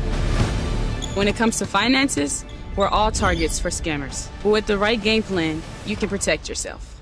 Don't get faked by fraud. Here's a tip. Don't buy from social media ads unless the ad is from a verified company. When you click those ads, you open yourself up to fraud. If it seems too good to be true, it almost always is. This message is brought to you by Central National Bank. At Magnolia Realty, award-winning agents set the bar for professionalism and excellence. Whether you're looking to buy or sell, Magnolia's full-service brokerage will guide you through every step of the process with expert industry knowledge. Their agents are fully invested in learning your story and customizing the real estate experience to suit your stage of life. Magnolia Realty has been serving cities across Texas since 2007, including Waco, Dallas, Fort Worth, Austin, San Antonio, and Temple. To get connected or learn more, visit magnoliarealty.com. You're listening to Baylor Women's Basketball on the Baylor Sports Media Network. And a Baylor player were tangled up at the other end of the floor and were slow getting back down to the other end. And then as Colorado had the ball on offense, they stopped the play and are taking a look at things across the way. Baylor is down 45-32 with 4:38 to play in the third quarter. And Lori, they haven't announced what they're reviewing. They're talking to the Colorado coaches, and I'm not sure, they just stopped playing, talked to Colorado coach J.R. Payne for a while, leading to confusion on the floor. And honestly, I'm not 100% sure what they're doing. I'm very confused over what happened. It just seemed like a random time to stop the play with 6 seconds left on the shot clock. I guess we'll eventually find out what happened. Well, they have a microphone over there. They could tell us all in the arena what is taking place. Now they're talking to the official scorekeepers, which usually means something is taking place.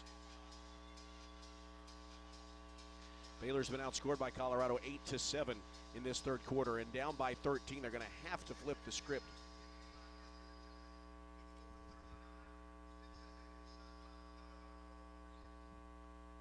Well, they just said 4:39 on the clock and 6 seconds on the shot clock. Did the shot clock pause again? We've seen that happen once. The clock may have frozen.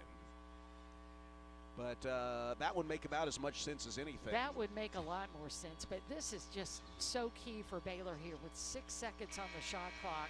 Can they deny the ball, and can they deny a good look from Colorado and then get the rebound? Buffalo's having trouble getting it in, and that's a 5-second violation. All right, a Ella turnover. Brow and Talia Scott in there, mucking things up. All right.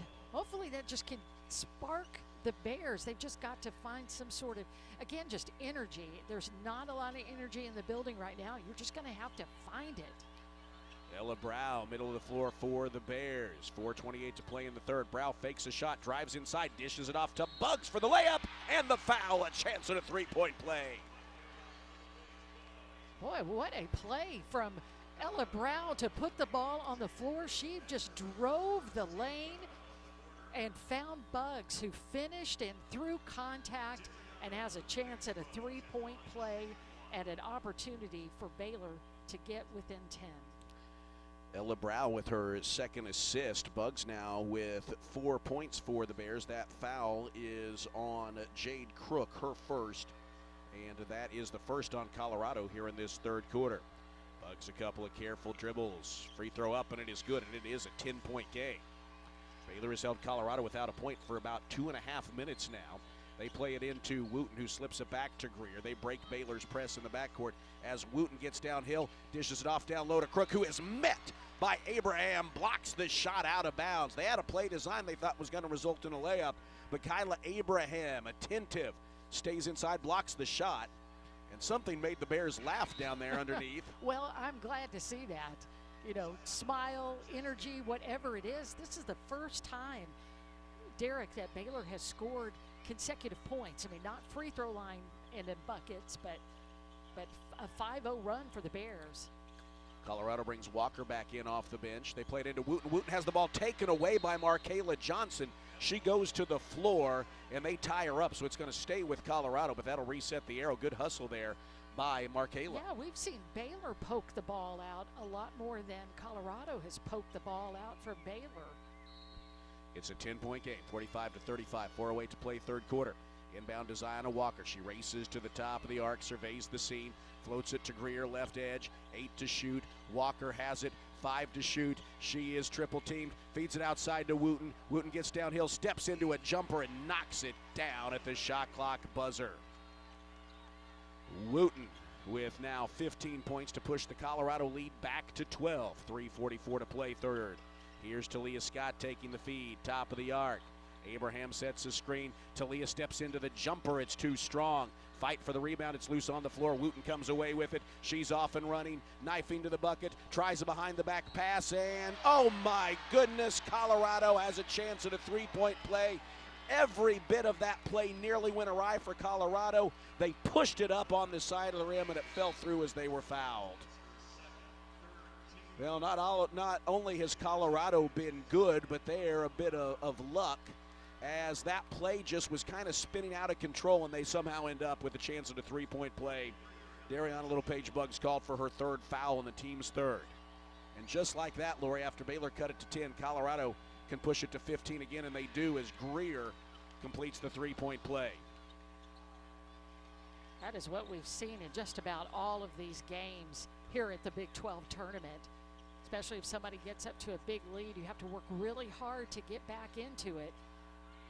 But just like that, you can see teams just separate really fast. Talia Scott attacking the bucket in a crowd, tries a tough turnaround and hits it. She hits it, and then a foul is called from the ball as Masagayo hits the deck.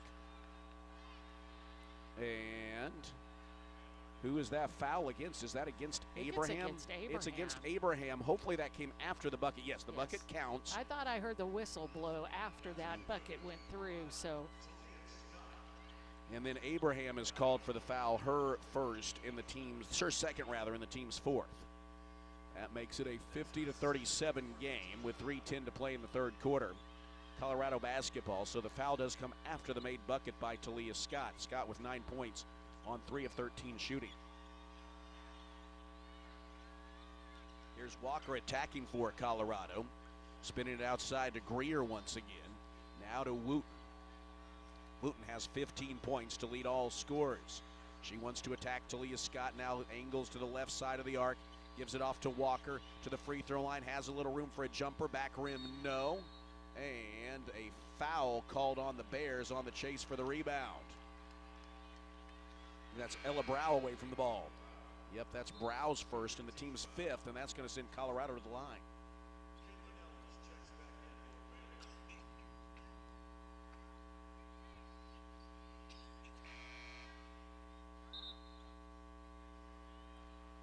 Well, that foul is on Brow as Yuting Dunn checks in. It's going to send Dutat to the line. Anael Dutat, 4 points. These are her first free throws. First one is up, no good. She's got one more coming. It's a 13-point game, and it's been hovering right around 10 to 15 points, really throughout much of this ball game for Colorado. One more for Dutat, 2:45 to play third quarter. It is up, and that one is good. It's a 51-37 ball game with 2:44 to play in the third. Baylor hitting just 30% of their shots and just 1 for 13 from beyond the arc. Here is Buggs inside of the free throw line, attacking, falling away from the bucket, having trouble, feeds it to Nelms, gathers the pass in close, forces up a tough shot, and she's fouled. She'll go to the free throw line. That's Jade Masagayo. Masagayo's third and the team's second. Nelms will go to the line, an 81% free throw shooter on the season.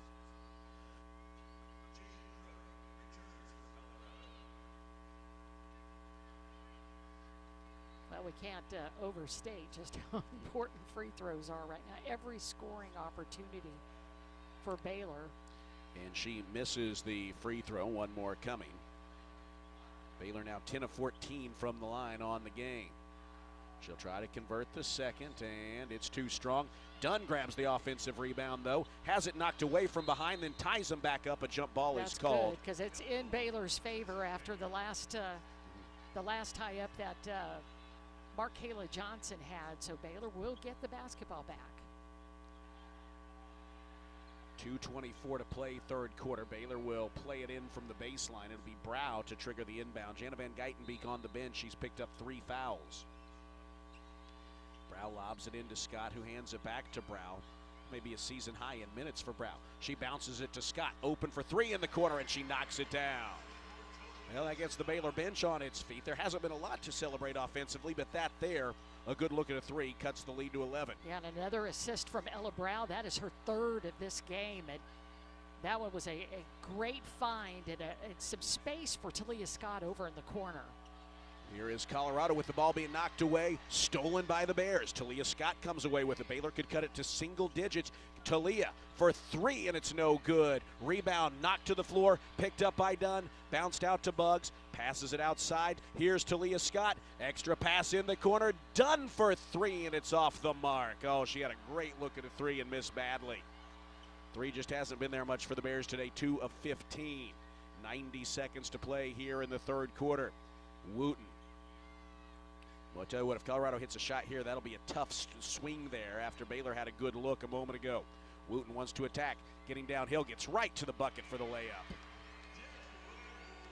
Desiree Wooten with 17 points now. Makes it a 13-point game, 53-40. Here's Talia Scott attacking, popping to mid-range. Too strong. Rebound into the hands of Crook. And with under a minute to go, Colorado can push the lead to 15 once again. Here is Wooten bouncing to Walker. Wooten and Walker have 31 of their 53 points. Walker takes the handoff with 9 to shoot, gets downhill. She's cut off, forces up a shot, misses, and Scott comes away with the rebound. 39 seconds to play here in the third quarter. She gallops into the front court. It's a 13-point game. Scott spins it outside to Dunn. High points the pass, gives it back to Talia right edge. Talia with the taller Greer guarding her, calls off the screen. She will step back and unload a 3 in and out. And the rebound to Walker. She was kind of trying to do it all herself and actually almost hit it. It was about a halfway down, but then popped back out. Clock has stopped again, and now it goes going again here. Shot clock off. Colorado is going to get about an extra second out of this. If it matters or not, we'll see. It's a 13-point Colorado lead. Here is Walker. Oh, my goodness. Walker drove right into the Bears and is bailed out with a foul. She may have caught an elbow there. And she's in some pain, but that's going to send her to the free throw line with 3.9 seconds left. Well, after Baylor cut it to 10, Colorado has held Baylor without a point for 2 minutes and 13 seconds. And we are going to have a whistle, and we're going to have a stoppage. Are we going to have another review? Greer is down on one knee, tying her shoes. The officials are going to talk this through. So we have a lot of stoppages in play tonight, and this is a physical game. And they keep checking plays after the fact. Are they going to reset the shot clock perhaps? Not the game clock, I should say. We saw the clock freeze there mid-play. And they're going to work on this. Now they're explaining to TV what's happening. I don't know if they're talking the clock or not, but we've seen the clock freeze multiple times in the game tonight. And they're taking a look at it. That, to me, would make the most sense if that's what they're looking at. But oh, she just drove right in. I mean, you had Dunn and you had Talia, who made contact, but I don't know if that was initiated by them.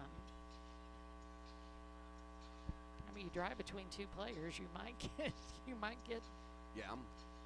The foul, by the way, was called on Eugene Dunn. That is her first. And they are looking at things across the way. Well, Lori, Baylor out of the half needed a strong third quarter, and it's not been terrible, but it's not been what you needed because Colorado has outscored Baylor by 1 and is going to the free throw line with a chance for more here with 3.9 seconds left. And, quite simply, Baylor hasn't been able to string together enough made buckets. Baylor has actually taken 9 more shots from the field than Colorado, but hit 5 fewer shots, and it's just 2 of 17 from beyond the arc. And we've kind of seen, I think, a stretch here where Talia Scott is just trying to shoot herself back into rhythm, and the results are mixed at best. Well, again, just Baylor just one time in this game. I'm pretty sure that's it. Just one time where they've been able to score consecutive buckets. I mean, they've had some scores and some free throws at it, but I'm talking about 2 possessions where you actually score the basketball, and that's when Talia Scott got a jumper, and then Bugs got that 3-point play on the assist from Ella Brow. In between there, Masagayo missed a couple of free throws, and that's what allowed, I mean, Baylor actually came down and made something happen there, but the buckets are just coming few and far between. They're just not getting any stops, or if they do get stops, they're just not able to convert those into points. And they are, well, and you look, Baylor had a chance to cut to single digits. Talia Scott actually had a 3 in and out, but I mean, at the end of the day, it's a miss. It's a miss, and That's the way it's gone. The officials are talking to the scorekeepers across the way. Are they going to give us an announcement? I don't know. I heard 2 free throws, and that's about all that I heard. They take 2.5 seconds off the clock. That's what they did. It went from 3.9 to 1.4. And now Walker will go to the free throw line, where she is 3 of 4 today, 69% on the season. 1.4 seconds remaining, third quarter. First free throw is good by Walker. And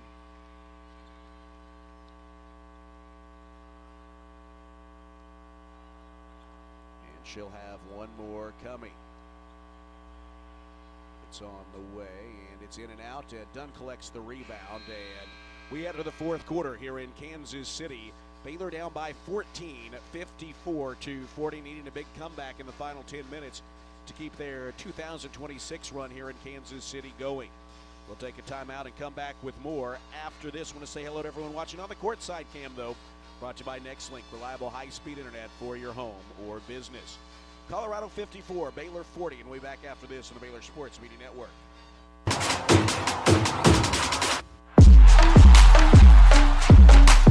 TFNB Your Bank for Life is a longtime supporter of Baylor Athletics. Find out why more Baylor fans are making TFNB their bank for life. Sign up for our Edge checking and get your own custom Baylor Bear debit card. With 6 convenient locations and an award-winning mobile app, banking has never been easier. TFNB, your bank for life. Member FDIC. Join us April 23rd at the Texas Sports Hall of Fame in Waco for our next Lunch with the Legend, presented by Baylor Alumni Sports Outreach. Our special guest will be Hall of Fame former men's golf coach Mike McGraw as he steps into retirement. It's Thursday, April 23rd, beginning at 11:30 a.m., and tickets are available now by calling 254-710-8300. Join us as we hear from Coach Mike McGraw, presented by Baylor Alumni Sports Outreach. You're listening to Baylor Women's Basketball on the Baylor Sports Media Network. To Colorado, 54-40. Baylor just 29% from the field, really struggling from downtown, 2 of 17. Meanwhile, Colorado 5 of 11 beyond the arc and hitting nearly 49% of their shots. And that's been the story, Lori. It feels not unlike the TCU game on Sunday, where Baylor fell behind early, really endured a rough shooting start to the game, and could never get enough going to really get back into the game. And still 10 minutes, but that's where Baylor finds itself. Yeah, when Baylor had a nice stretch in between where they were 6 of 10. And but then missed 4 shots, and 3 of those were threes in the last 2 minutes and 16 seconds. And one of those goes in, and it kind of changes things a little bit. But the Bears just aren't able to string any kind of scoring together. And then the other thing is if you look over at Colorado, they're a hyper efficient also during that time as well. The one thing that's kept them from really extending the lead any more than it has is that they missed, I think, 4 free throws in the quarter. And honestly, the fact when you look at the numbers, the fact that it was a 10-point game in the third quarter is kind of almost a pleasant surprise, I hate to say. You look there, I mean, they're out shooting Baylor by nearly 20 points and from downtown by 34 points. They have hit more free throws than the Bears, so that would indicate an absolute blowout. Baylor's been able to keep it close, but obviously not close enough. Foul trouble for the Bears. Jana Van Geitenbeek has 3 fouls against her. A number of players have 2. Kyla Abraham, Bella Fauntleroy, Kirsten Johnson, Kaylin Elms, Dariana Little-Page-Buggs. For Colorado, 3 fouls for Jaden Masagayo, 2 fouls apiece for Logan Greer, Anael Dutah, Desiree Wooten, and Ziona Walker. The Buffaloes will have the ball as we start the fourth quarter. Baylor has Brow, Scott, Buggs, Nelms, and Dunn on the floor. Colorado with Dutah, Walker, Wooten, Betson, and one other player. We'll tell you who it is in a moment as Betson comes and gets. Dutah drives downhill, misses the runner, and Dunn collects the rebound. Other player out there is Crook, the 6'4 freshman. Baylor feeds it across to Brow. Attacks the bucket, sends it in the corner, catch and shoot three from Talia Scott. Back rim, no. Rebound is batted, and a reach-in foul is called on Talia Scott going after the rebound. On Yuting Dunn going after the rebound. That's Dunn's second. Baylor's first in the fourth quarter. Dunn has been active on the boards tonight. 4 rebounds off the bench, but and defensively as well. But that time Ella Brow did a great job moving along the baseline, finding Talia moving over in the corner, and you could just tell when it left Talia it was going to be a little bit long, and it was a tough rebound for the Bears to be able to try to pull down. Colorado with the ball on a 14-point lead. Batson hands it off to Walker, who fumbles the pass, pops a mid-range jumper, and leaves it short. Dunn collects her 5th rebound and scoops it over to Talia Scott. Scott just 4 for 18 from the field. Knifes inside, gives it up top to Bugs. Minute gone, fourth quarter. Ella Brow has it now for the Bears. Dancing on the left edge. Finds Bugs at the free throw line. Puts it on the floor. Tries a step back. Instead kicks it out to Brow. She's going to unload a 3 and bank it in. Her first 3 as a Bear. In fact, her first field goal as a Bear. I don't know if she called bank, but she hit it. And that cuts it to 11. Baylor's gotten 2 stops, and finally they were able to capitalize on one of those. Here is Batson with it. Batson handing it off to Wooten. Attacks, steps into a mid-range jumper. It's no good. Bugs fights for the rebound and gets it. Gives it off to Talia Scott. Baylor can cut it to single digits once again. Talia Scott attacking. Knifing downhill into the paint. Tries to send it out to Dunn, but she got too far underneath the bucket and threw it away. Yeah, I think you had a big body in Betson all along the baseline, and she just was not going to be able to get through her. Bears miss a chance to cut it to single digits. Now they need to stop again to have that opportunity. It is Crook downhill, bouncing underneath and turning it over. Trying to hit Dutah on a pass, but she was too far underneath the bucket, and that's going to give it back to the Bears as Maeve Mackerlane and Jade Masagayo playing with 3 as well for Colorado. Yeah, Colorado has missed 3 shots, and Baylor has pulled down the rebound. They've been able to get 1 bucket off of it. But they just can't let these chances continue to go by, Derek. They've got to be able to get the ball in the hoop. 7:52 to play. Baylor down by 11 with the basketball. Brow bounces to Bugs. Gets inside, bangs into Masagayo, tries a tough fall away and hits, pushes it over the side of the rim and in. Bugs with 7 points. It's a 9-point game, 54-45. 7.5 to go. Can Baylor get a stop? Mackerlane to the right edge. Bounces down low to Masagayo, and the ball was kicked by Brown. Ball.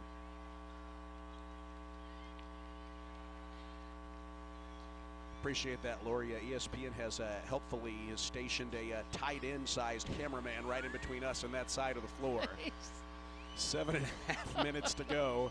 Here is Dutah bouncing down to Masagayo. Masagayo double dribbled. You could see that.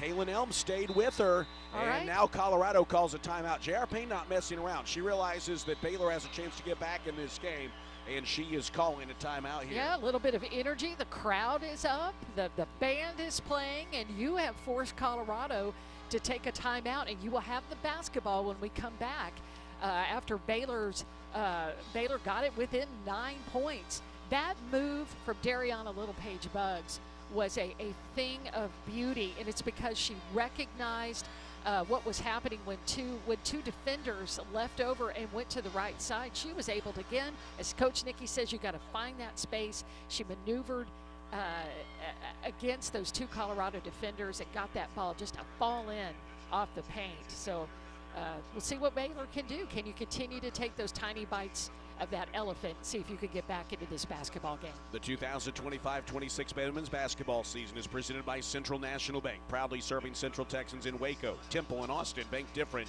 Bank Central. Central National Bank. The Bears have scored the first 5 points of the fourth quarter to cut it to 9, a 54-45. Trying to play comeback with 7:22 to go on the Baylor Sports Media Network. See for yourself why Green Eye Associates is voted best in Waco year after year. Enjoy exceptional service and care from Dr. Leanne Green, along with her dedicated optometrists and staff. Receive trustworthy insights about your eye health, enjoy the impressive variety of contacts and eyewear, and work with the most experienced optical team in Waco. Don't miss the new state-of-the-art dry eye therapies that rejuvenate the eyes, face, and neck areas with safe, non-invasive treatments to restore comfort and quality of life. Visit greeneyeassociates.com. Green Eye Associates, official optometrist of Baylor Athletics. Hellberg Barbecue is a family-owned business started here in Waco, Texas, and proud to serve the local area. They love to cater all kinds of events, big and small. Serving Baylor and its families is one of their favorite things, and they even ship barbecue nationwide. Check them out while here in Waco or online and support one of Waco's local barbecue restaurants, Hellberg Barbecue. Salt, pepper, and a whole lot of prayer. Fox Sports Radio, 93.9 K230 CK and KRMX HD3 Waco. You're listening to Baylor Women's Basketball on the Baylor Sports Media Network. And the final 10 minutes overcome a rough first 30. That's what Baylor's trying to do. They trail by 9, 54-45, with 7:22 to play. After a Jade Massagallo turnover, the Bears will have the ball. They've scored the first 5 points of the third of this fourth quarter, Lori, and they've held Colorado to 0 of 3 shooting from the field and forced 2 turnovers. Yeah, if you look over on the other side, Baylor is 2 for 3. And it's been a long time since you can say that they have been above that one line there. They're at that's 66%, and they also are out rebounding Colorado 3-0. So they've gotten those stops, they've gotten the rebounds, they've gotten a couple of buckets, and they just got another turnover, and see if they can. Again, we've got Colorado a little bit on their heels, and Baylor with some energy. Well, it's been a rough night for Jana Van Geitenbeek. Foul trouble, struggled with turnovers. Colorado pressing in the backcourt, nearly forces a turnover, and Dutat kind of rode the back of Yuting Dunn after she played it in, but Baylor is able to get it into the front court here. Bugs top of the arc as bodies go flying. There's a pass inside, and Massagallo, was she just hit with a foul? If so, that's her fourth. Massagallo hit with the reach in, and that's her fourth. Massagallo's been quiet offensively today, but she's still a big presence, a wiry 6'4" rebounder for them, and she will exit with her fourth foul. Baylor has played much of this second half without Jana Van Geitenbeek or Bella Fauntleroy on the floor as they've dealt with foul trouble and some ineffectiveness. Pass inside to Nelms. Bangs inside to Batson. Oh, and she's called for the travel. Oh, the Baylor fans are upset, and the officials are going to talk. They clearly, that looked like more than a, they said that was a blocking foul on Colorado. The Baylor bench does. There was contact there, but they don't call it. And so Colorado gets it back. 54-45, they have the ball and the lead. Just under 7 minutes to go. Here is Wooten pushing off of Talia Scott. Wooten called for the offensive foul. It's her third. Goodness, the opportunities of the door that is just cracked open for Baylor. Well, you got to get it done here. Got to take advantage of these opportunities. Oh, they called it on Betson and not Wooten. Betson is hit with the foul. That's Betson's second. Here comes Ella Brow into the front court. Mackerlane all over her. Ella Brow has given the Bears a strong effort off the bench tonight. She hooks a pass out to Nelms, gets it back, looks to attack the bucket, gets downhill, drives on Batson and lays it in. Ella Brow has hit the first 2 field goals of her Baylor career. She's got 5 points, and it's a 7-point game, 54-47. 6:22 to go. There's a pass to Batson. Jacks the bucket. She's cut off. Sends it outside. Mackerlane is open for 3. Misses. Done with the rebound. It's a 7-point ball game. Here come the Bears on the attack. 6:09 to play. Talia Scott around the screen. Steps into a jumper but leaves it short. Rebound to Mackerlane. That's a shot I'll take her missing that shot there. I wish she hit it. That's a good shot for her. That is the shot that she takes. She's just 4 of 19 from the floor, however, tonight. Now Greer has it. It's a 7-point game. Sends it out to Mackerlane. 10 to shoot for the Buffaloes. Mackerlane gives it off to Wooten, their leading scorer.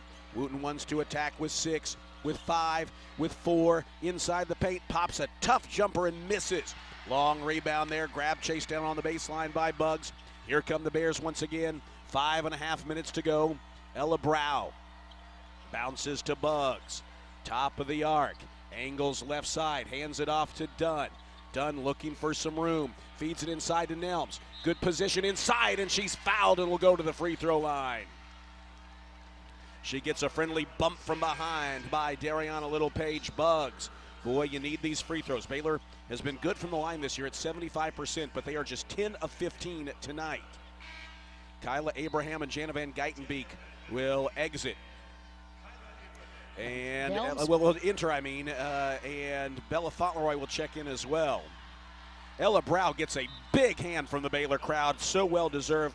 Lori, she's played 48 minutes on the year for the Bears, 18 of them tonight. Well, Ella Brow, we remember on that big comeback for Baylor when they were down by 19 points and came back against Oklahoma State. It was all about Ella Brow in that just about a 3-minute spurt between the third and the fourth quarters.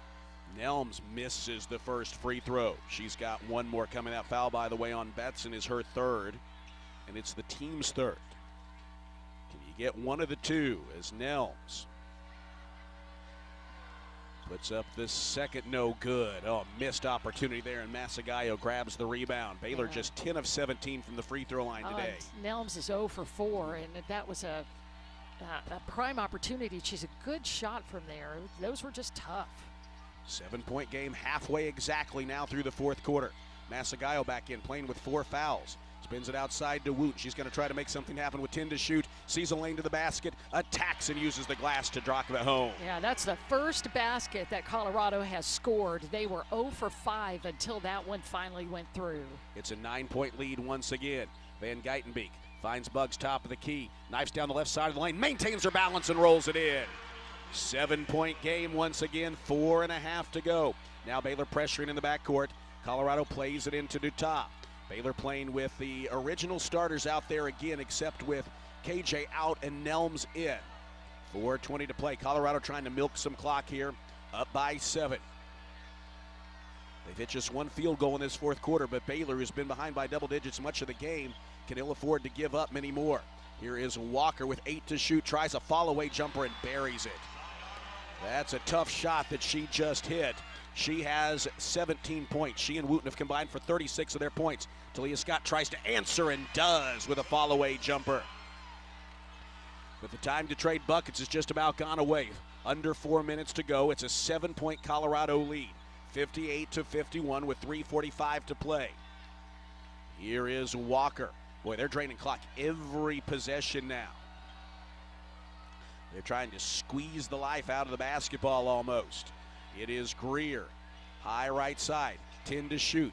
Feeds Dutas. 8 to shoot. Wants to drive. Bounces to Masagayo. Stripped to the basketball. Gets it back. Flings it outside. Walker steps into a 3 and misses at the shot clock buzzer. Rebound tipped into the corner and grabbed by Buggs. She feeds it ahead to Bella, and here come the Bears. Down 58-51. 3:13 to play. Jana Van Geitenbeek, middle of the floor, has it. Talia Scott's in the left corner. Buggs sets a screen. Gives it to Buggs. Jana does. Now gives it to Talia Scott. Under 3 minutes to play. Scott knifes inside. Pops a jumper that's off target. Rebound chased down by Buggs, and she's fouled from behind. By Buggs again in pursuit of the ball, finding that space. But, you know, Baylor took a lot of time off the clock. I think they really slowed down after they got that rebound on the Colorado miss. Had an opportunity over in the corner and right underneath the basketball with Nelms, but for some reason Baylor just stopped the basketball.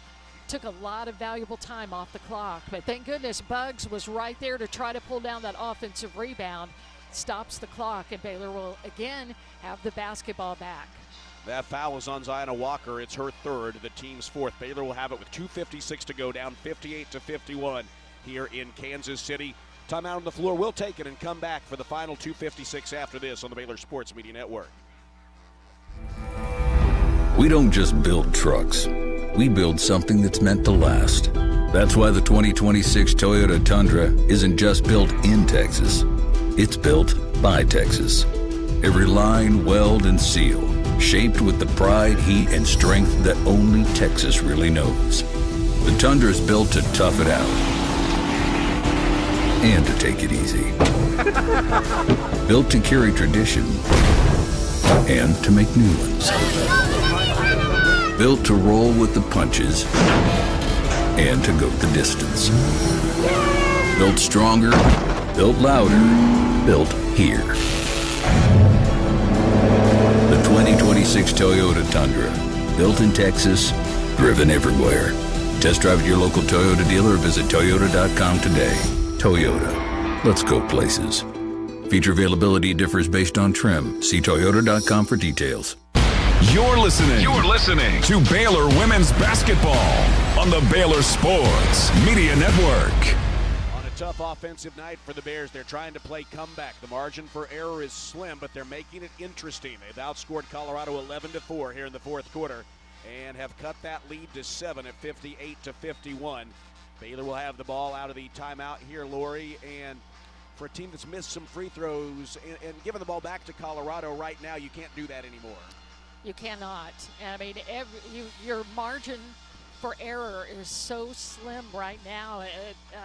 And Baylor has come out and started this quarter on a quick 7-0 run, and they actually started that on a Ella Brow banking three because she just had to take the shot. But then Bugs was able to score on a very much typical Bugs kind of score where she just got inside and scored off the glass. And then Ella Brow put the ball on the floor, went in from the left side, and Baylor has made this a ball game.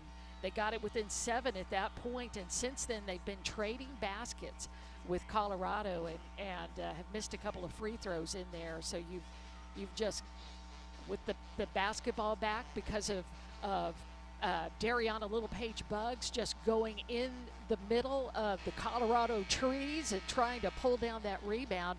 She's the one who just sacrificed herself to be able to get the ball back for Baylor. For the Bears, Talia Scott. No, they're throwing it back. They're going to throw it back in. Yeah, that's the Colorado though is out. They have no more fouls to give, so Baylor will shoot the penalty. Yeah, so for the Colorado final 2:56. 4 fouls. Baylor's got a lot of fouls to give. Baylor, both teams have 3 timeouts remaining as well. The possession arrow favors Baylor. It'll be Jana Van Geitenbeek to trigger the inbounds, having some trouble. Feeds it into Bugs, left corner. Bugs to the middle of the floor. Scoops it outside to Van Geitenbeek. We're down to 2:49 to play. Baylor down by 7. Jana with the dribble. Looking the right side. Dunn comes off a screen, has some trouble. Now wants to drive, gets inside, tries a tough turnaround in traffic and airballs it. Rebound to Masagayo. That was not a great possession there, and Colorado comes away with it. We're down to 150 seconds to go. Margin very slim now for the Bears. They've had some opportunities but have not been able to hit buckets that could really make Colorado sweat. Here's Greer attacking. Oh, touch foul called on Abraham. Now, Baylor has him to give. That's Abraham's third and just the team's second, but that was just a little bit of a graze there. And it'll be Walker to play it in. They get a fresh 20 out of this, and right now draining those seconds, very valuable for Colorado. Here is Wooten. Behind the back dribble, pops a mid-range jumper, and it's perfect. And that puts Colorado up by 9, 60-51 with 2:14 to play. Here is Jana Van Geitenbeek slipping on the floor, losing the basketball, and then Wooten going after the loose ball is called for the foul. That's her third foul on the team's 5th, and it's going to send Kyla Abraham to the line. I think Jana just slipped there on the glass floor. Looked like her feet just glided and went out from under her.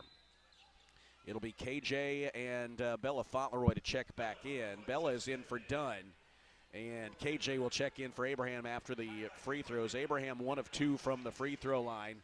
We're down to 1:56 to go. It's a 9-point Colorado lead. Need these free throws. Baylor has struggled at the line here in the second half. First free throw is too strong by Kyla Abraham. Well, that is 5 straight misses from the free throw line for the Bears. Baylor just 1 of 6 from the line in the second half. When you're struggling with your shots from the field, boy, the free throws become that much more valuable. Kyla hits the second to make it an 8-point game. Kirsten Johnson is in for Abraham. To the point now, Baylor may need a turnover here or a little bit of a game-changing play to really get back into this. Well, they're going to trap in the backcourt, but Colorado breaks it. Here is Wooten. Double team. She hands it back to Ziona Walker. Walker with 1:44 to go. Angles to the right side. Hooks it back to Greer. Outside to Dutas. Under 100 seconds remaining. Here is Walker near midcourt, and armbar foul from Bella Fauntleroy, and that is Bella's third and the team's third, and that's going to reset the shot clock to 20 for the Buffaloes. And that's going to give them 10 more seconds that they can drain as Yuting Dunn checks in for Bella, and Kaylin Nelms will return as well.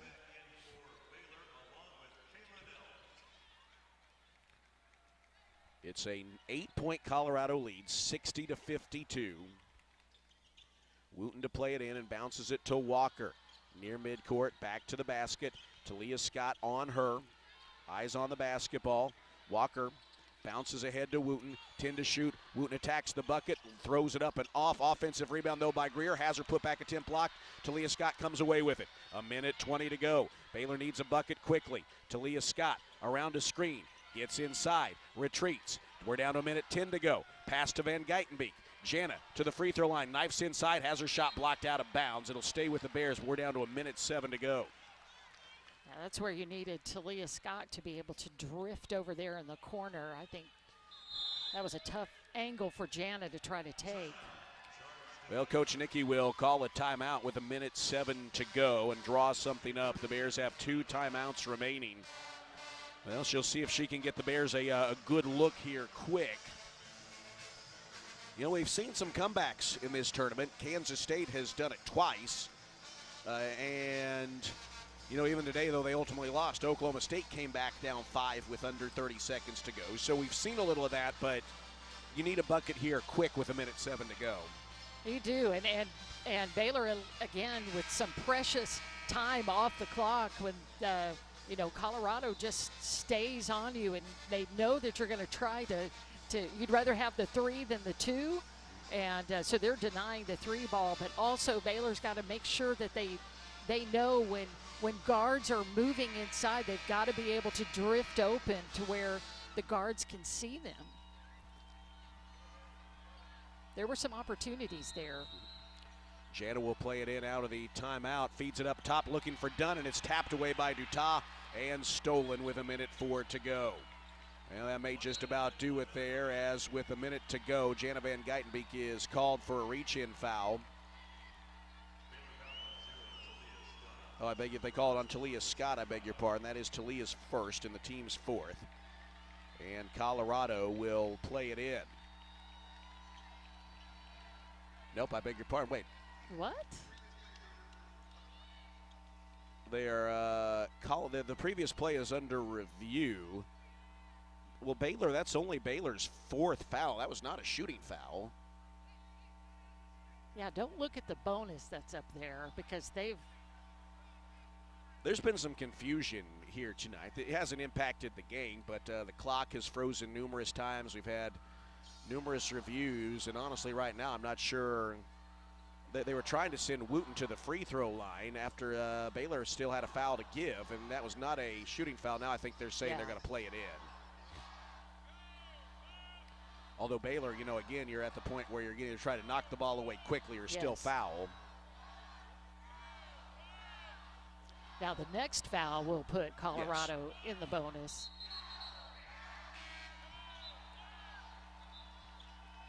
Exactly 1 minute to go here in this one, and Colorado with 20 seconds to shoot will play it in from the right sideline. Fauntleroy and Abraham back in for the Bears. Baylor down 60-52. Desperation mode here as Greer bounces to Wooten, who plays it back to Greer. Now Wooten gets it back, attacks the bucket, sends it outside to Walker. Now Baylor's going to have to chase and foul, and Colorado's able to drain 10 seconds and get Walker at the line.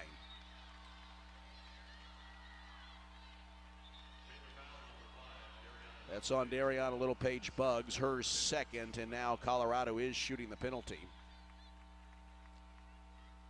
Walker has been big for them today. 17 points, 4 of 6 from the free throw line. She and Wooten have combined for 38 of their 60 points. First free throw by Walker is good. It's a 9-point game with 50.8 seconds to go.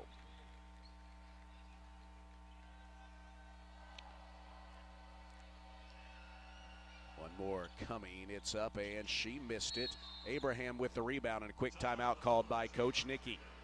50.3 seconds to go. It's a 61-52 game, and really, Laura, you're just seeing if you can get something quick to kind of keep extending this game.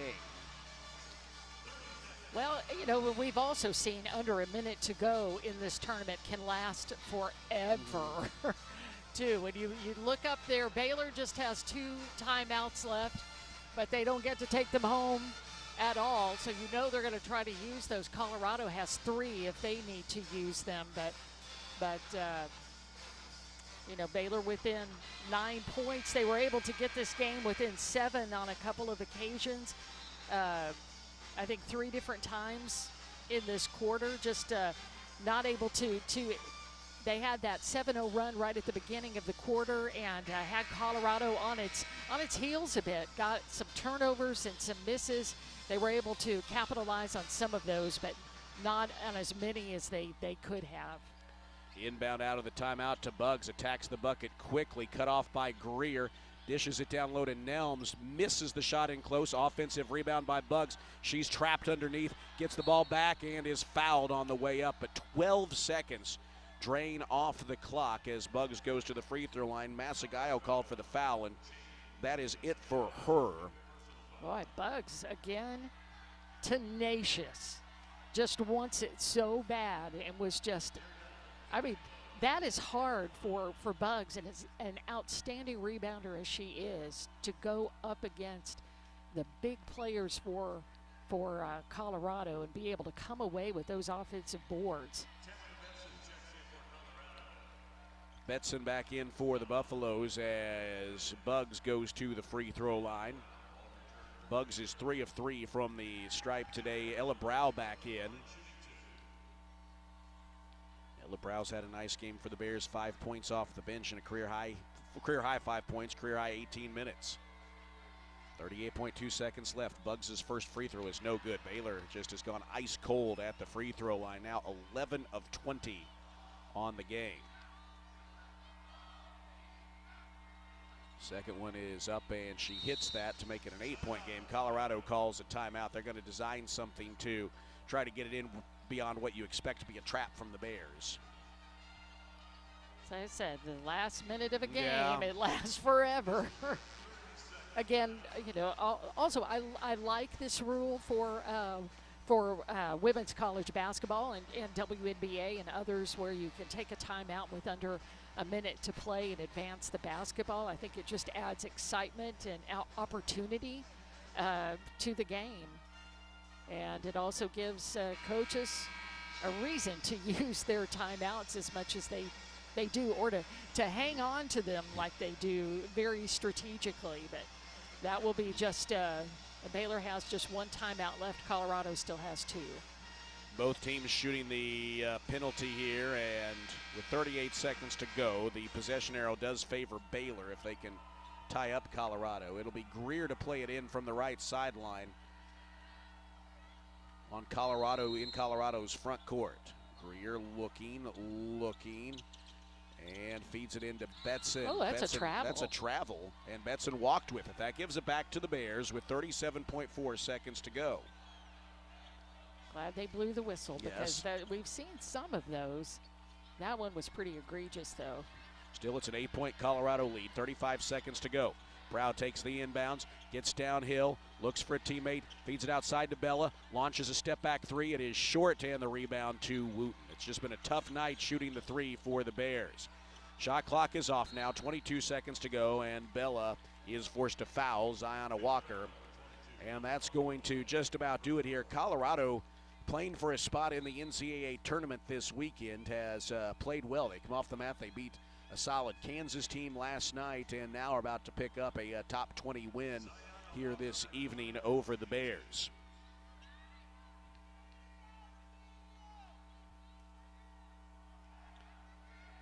Walker with 20.8 seconds to go. She's had a really nice night for them. Wooten has 21. Walker has 19, and she can make it 20 from the free throw line.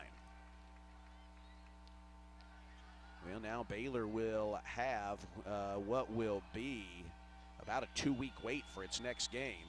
Second free throw is in and out. Rebound to Buggs, and a timeout called by the Bears with 19.4 seconds to go. You know, we'll find out where Baylor's going. It's going to be a long wait till that. The Baylor's got some work to do on itself, really, to get this offense back going again. You know, again, I'd say the defense has not been its absolute best tonight, but it's been good enough to win the game, but the offense just hasn't. Simple as that. And it just snowballed on them, Derek. That first quarter was just exceptionally painful for the Bears. If you go back and look at that, Baylor was just 5 of 16 in that quarter. They were 0 for 3. They had lots of opportunities, but then you ended up, if you look over on the other side of the stat sheet in that first quarter, Colorado was 7 of 14. They were 3 of 4 beyond the arc. They were just able to get that 10-0 run sandwiched right in the middle of the first quarter. And Derek, that was just the key to the game, and Baylor could not recover from that afterwards. I mean, that gave them that essentially gave them the lead at the end of the first half, or the first quarter, which was 20-10. And they were able to get that off of Greer getting a couple of free throws. Walker got a poke away steal and a layup. And then the next thing you knew that, they got an offensive rebound, got the ball out to Betson, who we know is that catch and shoot 3 ball that she has. And then Wooten got going, and when she knocked down that 3, and that just extended the lead for Colorado, and Baylor was never able to recover. Out of the timeout, Baylor plays it into Brow, feeds it to Bella, who misses the 3. Colorado grabs the rebound, and that is going to do it. Baylor is trapping in the backcourt as Walker feeds it ahead to Greer, and now they break it, and that's going to do it. Colorado with a 62-53 win over the Bears tonight. So Baylor's run in the Phillips 66 Big 12 championship is brief, and now the attention turns to March Madness and where they'll go in the NCAA tournament. But a tough win tonight for the Bears as the offense never really gets going, and it's a 62-53 win for the Colorado Buffaloes. They advance to the semifinals tomorrow afternoon against West Virginia. Well, this has been a surprising Big 12 tournament just because you've had a bye or a double bye, or whether you have, wherever you are in the standings, it just has not mattered this week here in Kansas City. I mean, we've seen multiple teams go down and Cinderellas emerge, and unfortunately for Baylor, it was just way too brief here in Kansas City. Colorado with the 62-53 win, and our first Central Credit Union postgame show is coming up next from Kansas City. We'll hear from Bears head coach Nikki Collin, look at the stats in this one, and get you ready for what's ahead for the Bears after this one, as it's Colorado moving on here in Kansas City on the Baylor Sports Media Network. Do you want to earn points while cheering on your favorite Baylor teams? Join Baylor Bold Rewards. Track your attendance on the Baylor Sports app across athletic events and earn points towards prizes and experiences. Download the Baylor Sports app or register online today at BaylorBoldRewards.com and start earning your points today.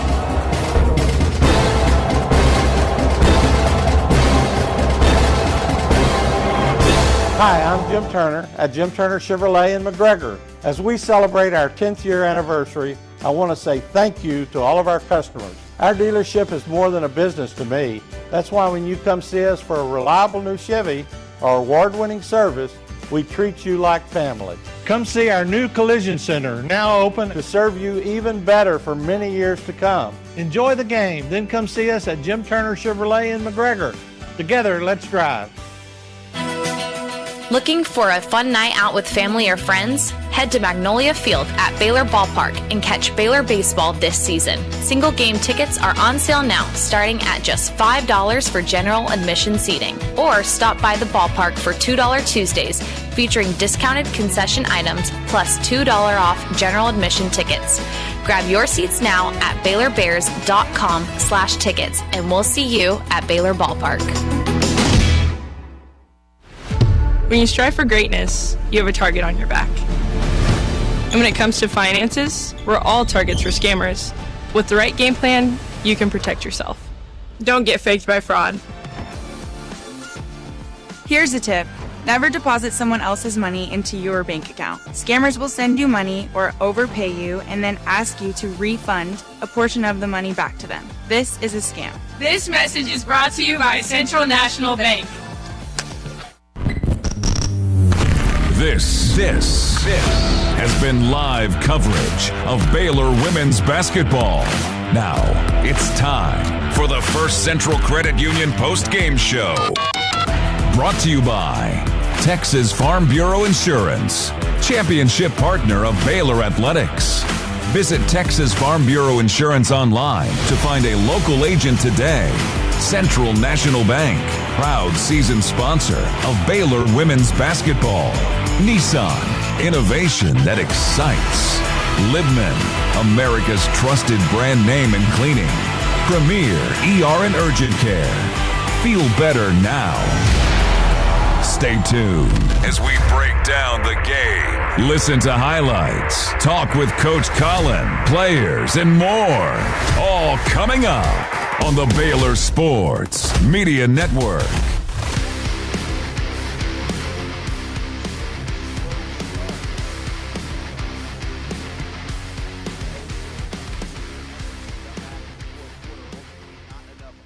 To get it done as they fall 62-53 to Colorado as we welcome you into the First Central Credit Union post-game show. First Central Credit Union, everything we do for you. Baylor fell behind 20-10 in the first quarter and actually outscored Colorado a bit over the last 30 minutes of the game. But to your point, Lori, earlier, that was the difference.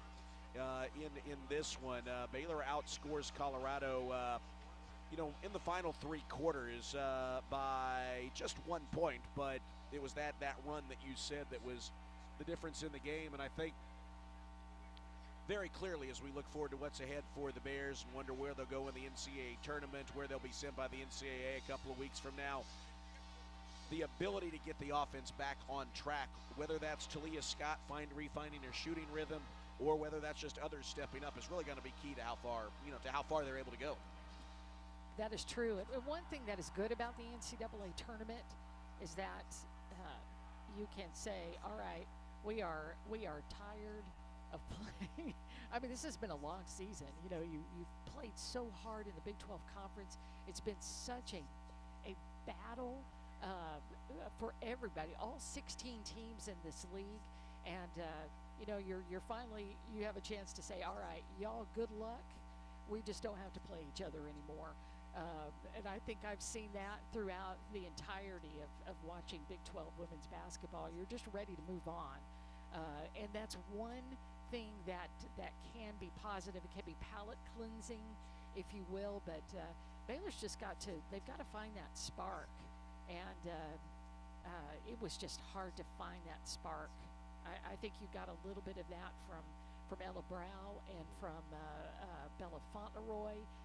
You had Kyla Abraham finishing at the rim when they were able to get the ball within the offense and being able to finish. But Baylor just could not string a lot of things together. I think they ran out of steam with about 4 minutes left. It was a 7-point game, and Baylor just could not get a shot to fall the rest of that time. They were over 7 from the field. And, I think you had to play so hard and try to come back. And that comeback is hard. You expend so much energy. That was just tough. It's just a tough one. That's all we can say about it.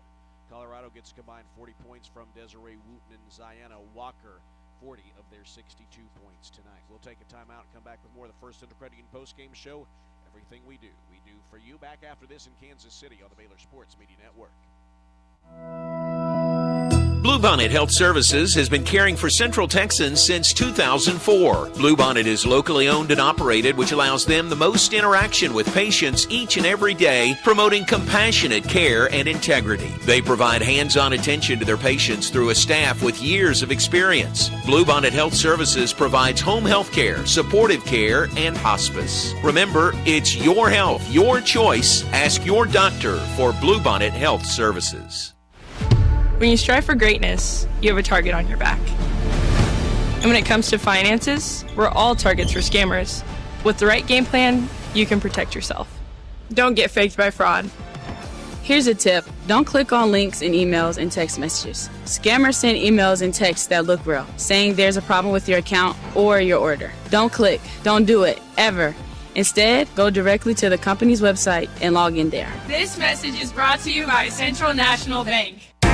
Have you been to the new location of Green Eye Associates yet? You'll still receive the same award-winning service and excellent care from Dr. Green and her dedicated optometrists and staff. But now conveniently located in Woodway, right off of Highway 84. Come see the expanded optical showroom and be sure to ask about innovative services like IPL treatments for dry eye symptoms and the brand new sports vision technology. Green Eye Associates, the official optometrist of Baylor Athletics. Serving Texas since 2007, Magnolia Realty is a full-service brokerage led by expert industry knowledge and a commitment to community. With kindness and integrity at the forefront, every agent is equipped to help you navigate the market and make the real estate journey your own. Whether buying or selling, feel supported with an award-winning agent at your side from first offer to contract and close. Magnolia Realty serves cities including Waco, Dallas, Fort Worth, Austin, San Antonio, Temple. Learn more at magnoliarealty.com. You're listening to Baylor Women's Basketball on the Baylor Sports Media Network. Moving on in the Phillips 66 Big 12 Championships. Brief stay for the Bears here in Kansas City as the offense never gets really on track tonight. And Colorado moves on. And for the Big 12, this is a result that probably gets Colorado in the tournament. I think that's, for the Big 12 Mavens here, that's probably a good outcome from the night. Obviously, for those of us who are Baylor partisans, not so much as Colorado gets the win this evening. They outshoot Baylor 44 to 31%. Baylor struggles from the field and from downtown. Baylor just 3 of 21 beyond the arc, 14%. Colorado 5 of 13 from downtown. They shoot 62% from the free throw line, 13 of 21. Baylor just 12 of 21 from the free throw line, 57%. And there's really, there were a lot of places Baylor lost the game tonight, Lori, but I'd say that free throw shooting was one. You had a chance to really kind of put some pressure on, more pressure on Colorado. I think Colorado felt a little pressure in the fourth quarter, but it's the pressure that comes from thinking we could still have a little bit of margin for error. Baylor couldn't get close enough to really clamp the screws. And I think too, Derek, Coach Nicky had to go to the bench quite a bit, and I don't think you had the, you are a college basketball player, and you get to the free throw line, and we expect you to knock those down if you can. And I don't think Baylor had the right players out there to get fouled and be at the line. You didn't have Bella Fauntleroy out there because of some foul trouble, and she wasn't able to get to the free throw line. Neither was Jana.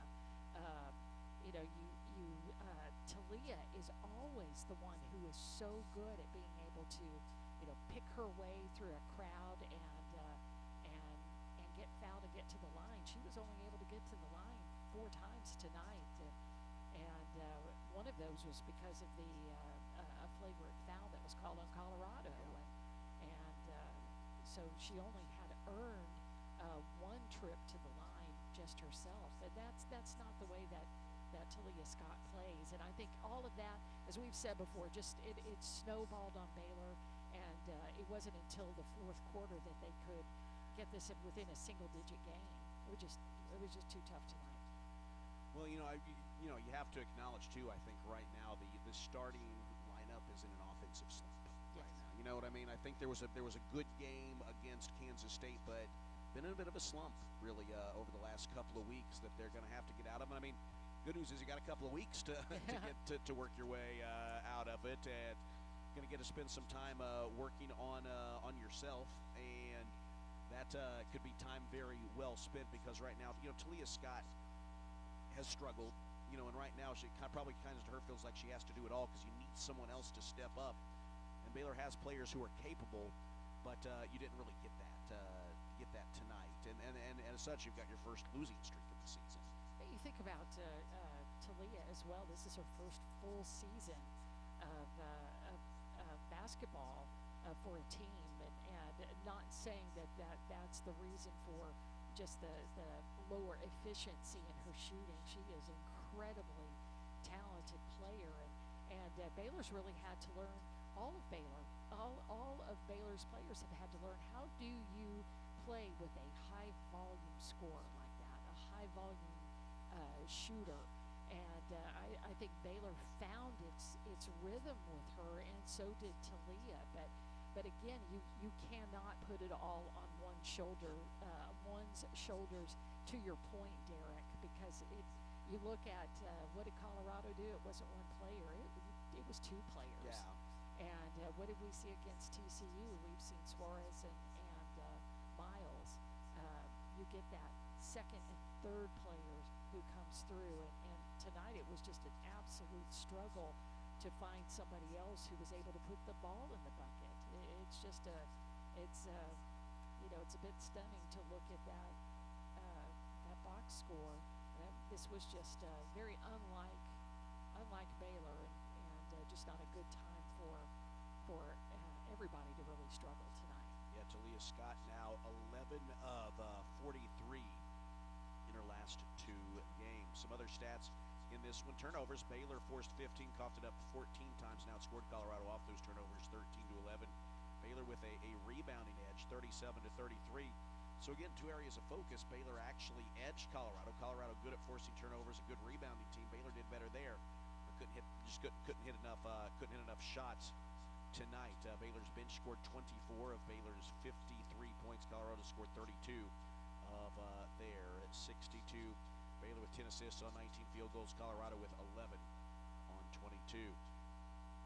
Desiree Wooten, led the way for the Buffaloes. 21 points, 8 of 16 shooting, 5 rebounds, and 3 assists.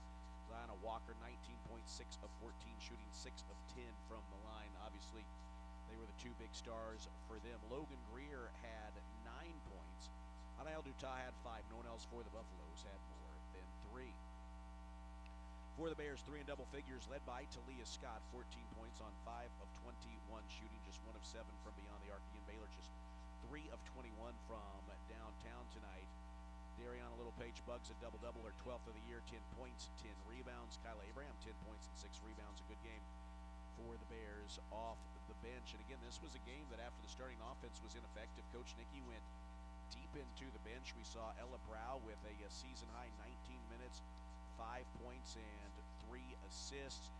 Yuting Dunn had her best game in a while, 6 points off the bench. Markayla Johnson, quieter tonight, just 1 point off the bench, 0 of 2 from the field.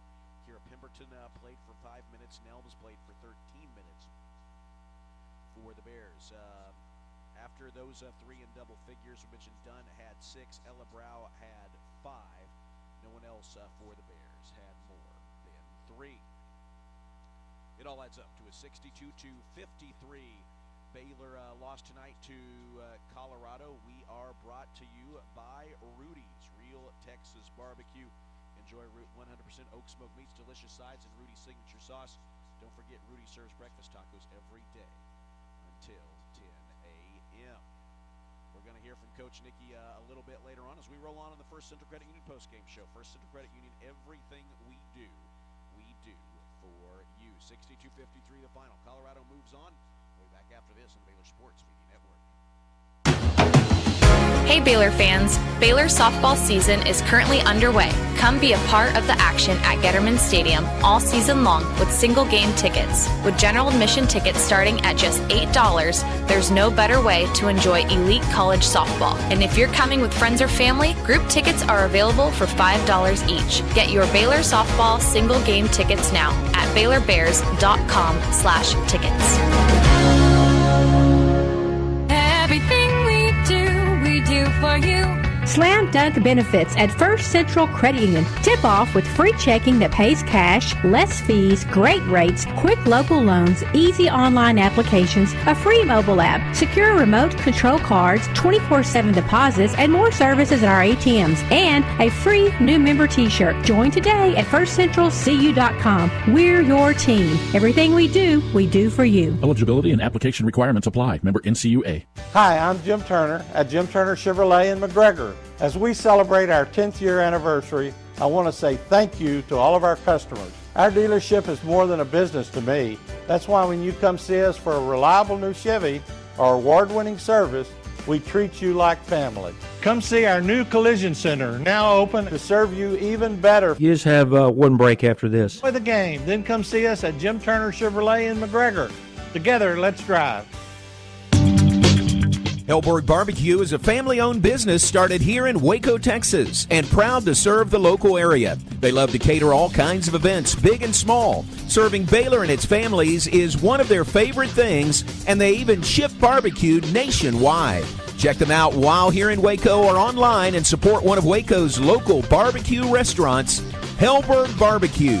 Salt, pepper, and a whole lot of prayer.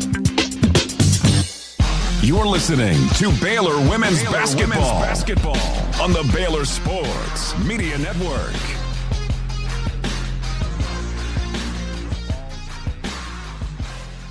Championship 62-53 to Colorado, and next up for the Bears is an NCAA tournament berth.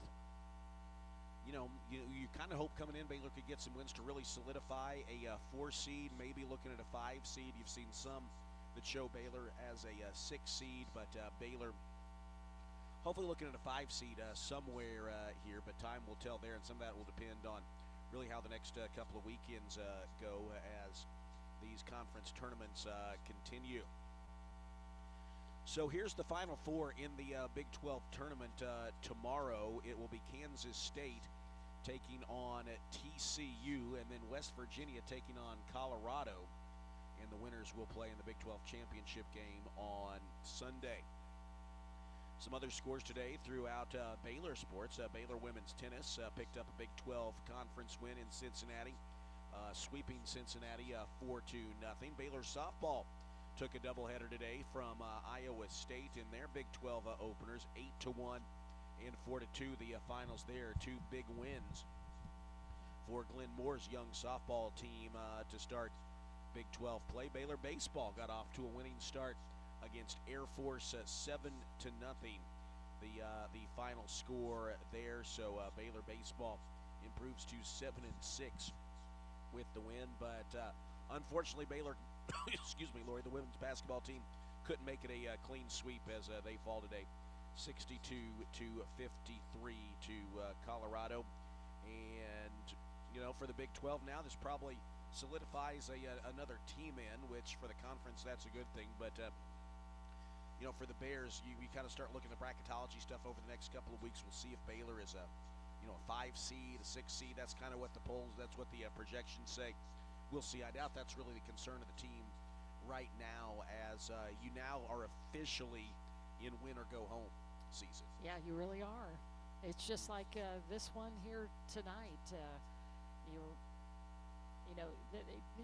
It is interesting though. You move to that the one and done kind of part of your season in the postseason, and you just Baylor's been so good this year and not letting one loss turn into 2, and that's the first time that this has happened.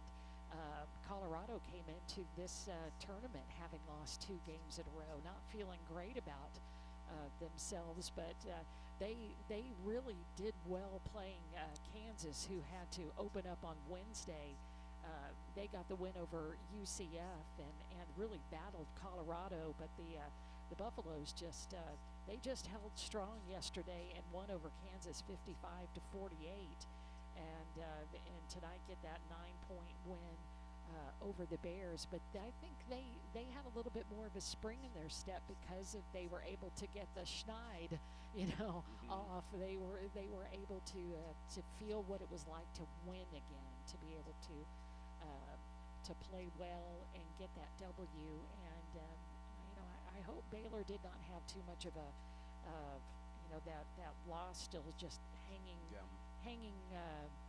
around them. But hopefully within a couple of weeks you can let that go. It's a fresh start. That's the thing about the NCAA tournament. You're going to be in another location. You're going to be playing somebody you probably haven't played before this season. You never know who you're going to end up with, but Coach Nicky will have them focused and ready to go, and the seniors will step up and take Baylor wherever they can in the NCAAs. 62-53, the final here. Also mentioned, Lori, so far Baylor, excuse me, I'm very sorry. It's been that kind of day. Yeah. But so far Baylor has avoided, I think, the kind of upset loss this year. That's been really the strength. Well, tonight you got an upset loss. I mean, Colorado is a very good team, but it's the first time Baylor has lost to a team kind of lower than them in the seeding. So that part is disappointing. I think it speaks well of the team they've got this far without that. Everyone else in the Big 12, and really most teams had one, but tonight Baylor got theirs. And I think you did see a Colorado team that, it's weird because Baylor beat them on the glass and also, forced more turnovers than they coughed the ball up. But I think early on, Colorado kind of used that length to bother the Bears, get Baylor off to a slow start. They established themselves early, and I think that's something Baylor has struggled to do a little bit in the last couple of weeks. So as you get into March, is that something Baylor can do? Establish that offense early. Get some good looks for whether it be Talia or for even like a Bella or Dariana Little Page Bugs. Get your offense going early because Baylor's defense, again, was really good enough tonight. It's just establishing that offense early. Yeah, when you settle for jump shots early and they don't go in, especially when you jump out to that 2-0 lead, but once you take that one shot, you don't get the rebound. They come down and score. Same thing. Even though it's not cold here in Kansas City, there's a lot of snowballing going on here, and I think Colorado, after Baylor jumped out to that early lead, Colorado just got a couple of buckets. One of those was on an offensive rebound. Wooten got started, and it was a 6-2 lead, and Baylor got it within 7-6, but then the Buffaloes just rolled over Baylor, separated themselves. Baylor could not find that ability to be able to put scores together, and once Colorado did, it just ballooned the score so much of the deficit, and Baylor just could not get any closer. What did we get closer to 7? 7, 54-47, had a chance to cut it to 5 or 4. Yeah. And Talia Scott had a 3 go in and out there. There were a couple of misses, some free throw line misses, and that really was that as far as the comeback attempt. This is the First Central Credit Union postgame show. First Central Credit Union, everything we do for you. We'll take a timeout and come back with more from the T-Mobile Center in Kansas City after this here on the Baylor Sports Media Network. We don't just build trucks. We build something that's meant to last. That's why the 2026 Toyota Tundra isn't just built in Texas. It's built by Texas. Every line, weld, and seal, shaped with the pride, heat, and strength that only Texas really knows. The Tundra's built to tough it out and to take it easy. Built to carry tradition and to make new ones. Built to roll with the punches and to go the distance. Built stronger, built louder, built here.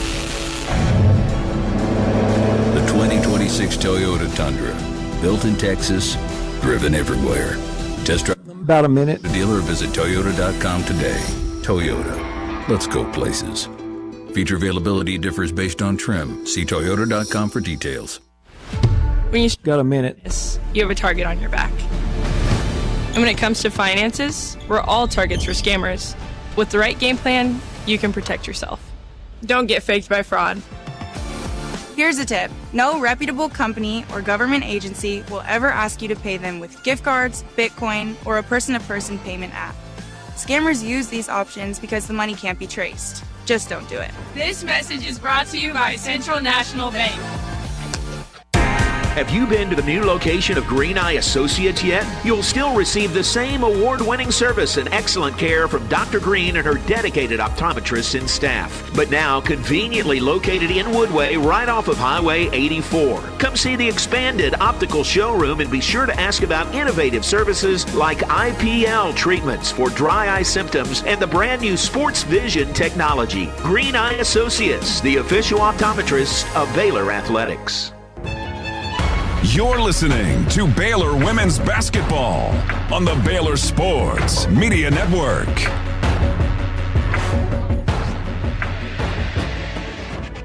Drops out of the Big 12 tournament here in the quarterfinals, 62-53 over 6th-seeded Colorado, and so Colorado will advance on to the semifinals tomorrow to play West Virginia. West Virginia a winner today, 67-54 over Arizona State.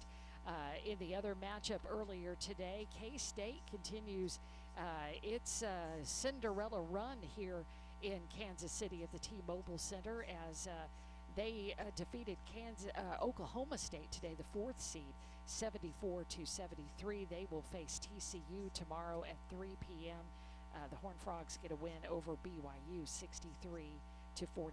So tomorrow's semifinals are set. K-State taking on TCU at 3 p.m. and then followed at 5:30 p.m. by West Virginia and Colorado. Taking a look at scores around Baylor Athletics today, Baylor softball gets a doubleheader sweep over Iowa State, opening up Big 12 play. The Bears won 8-1 and then followed up with a 4-2 win in the nightcap. And across the way at Magnolia Field at Baylor Ballpark, Baylor baseball got a 7-0 win today over Air Force. And women's tennis won today 4-0 over Cincinnati, and that one on the road in Ohio. Coming up tomorrow, Baylor baseball back in action versus Air Force at 2 p.m. at Magnolia Field at Baylor Ballpark. Softball will wrap up its series at Getterman Stadium. That game set for 2 p.m. or 2:30 p.m. tomorrow versus Iowa State. And don't forget about Baylor men's basketball. They will round out the regular season versus Utah, 4 p.m. tomorrow at Foster Pavilion. Here at the Phillips 66 Big 12 Women's Tournament, Colorado defeats Baylor today, 62-53. We'll be back with more on our post-game show in a moment. You are listening to Baylor Women's Basketball on the Baylor Sports Media Network. Premier ER and Urgent Care has all the convenience of urgent care with all the expertise of an ER, all under one roof. At every visit, be seen by ER-trained staff with on-site lab and CT, X-ray, ultrasound, and EKG. You wanted me to do 2 minutes here? I've run out of spots, so I'm using the extra. Provider. I'm running the extra inning ones and. Waco and Woodway. To learn more, visit www.premier.care.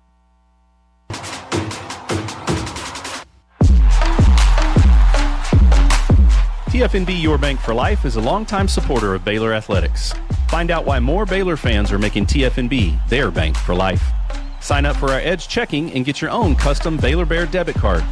With 6 convenient locations and an award-winning mobile app, banking has never been easier. TFNB, your bank for life. Member FDIC.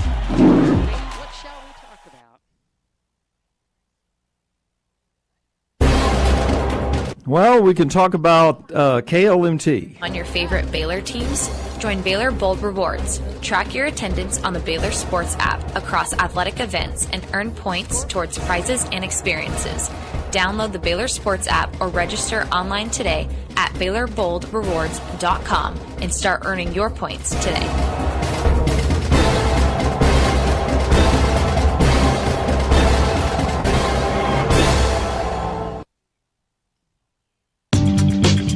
Hellberg Barbecue is a family-owned business started here in Waco, Texas, and proud to serve the local area. They love to cater all kinds of events, big and small. Serving Baylor and its families is one of their favorite things, and they even ship barbecue nationwide.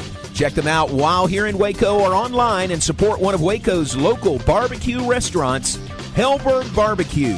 Salt, pepper, and a whole lot of prayer. Fox Sports Radio, 93.9 K230 CK and KRMX HD3 Waco. You're listening to Baylor Women's Basketball on the Baylor Sports Media Network.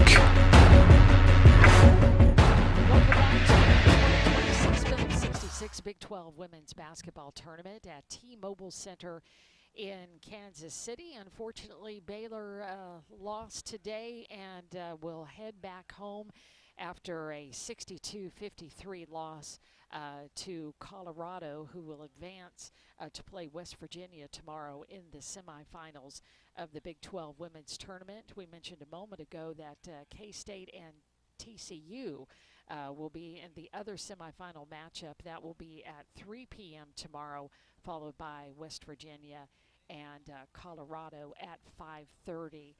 We hope to hear from Coach Nikki Collins shortly. Derek Smith is back in the media area right now. I think Coach Nikki may be in with media right now, but as soon as she emerges from that, Derek will get some of her comments and some of her thoughts on this game. Again, Colorado winning 62-53. The Bears were led today by Talia Scott, who had 14 points, but was just 5 of 21 from beyond the arc, was only able to get 1 3 ball to fall in this game.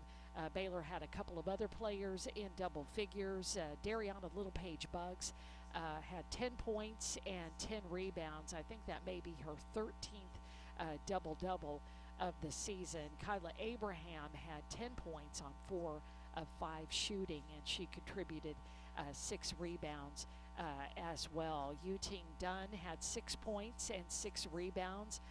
Ella Brow was called into action after Janet Van Geitenbeek was in foul trouble early in the first half. Brow finished with her first points as a Baylor Bear. She was 2 for 2 from the field. She had 5 points, including a three-pointer that actually started off the fourth quarter that got Baylor within 11 points and actually sparked Baylor to get within 7 at the 6:34 mark. That's when Ella Brow hit the 3, Buggs with a great post move to be able to score, and then Ella drove the ball to the bucket and hit a rim shot. And Baylor was made it a game and was within 7 points at that point, but was only able to score a couple of buckets from there on out and a couple of free throws. But Ella Brow playing some important minutes for Baylor and getting her first scores today. Jana Van Geitenbeek had 3 points for the Bears. Bella Fauntleroy had 2. Kayla Nelms had 2 points. And Markayla Johnson had 1 point today on 1 free throw. For Colorado, it was really two players who just did a number on Baylor, and that was Ziana Walker and also Wooten from Colorado, and able to combine to score 40 points on the day. Walker, you may remember, a transfer from Kansas State, just played tremendously well today, and then Desiree Wooten just really got the team going, really got hit one of the biggest shots, and that was about a minute left to play in the first quarter. Hit a couple of threes in a row that extended that lead at the end of the first quarter to 20-10. Again, Derek Smith is back to get some thoughts from Coach Nikki, and we'll try to get those to you here in just a little bit.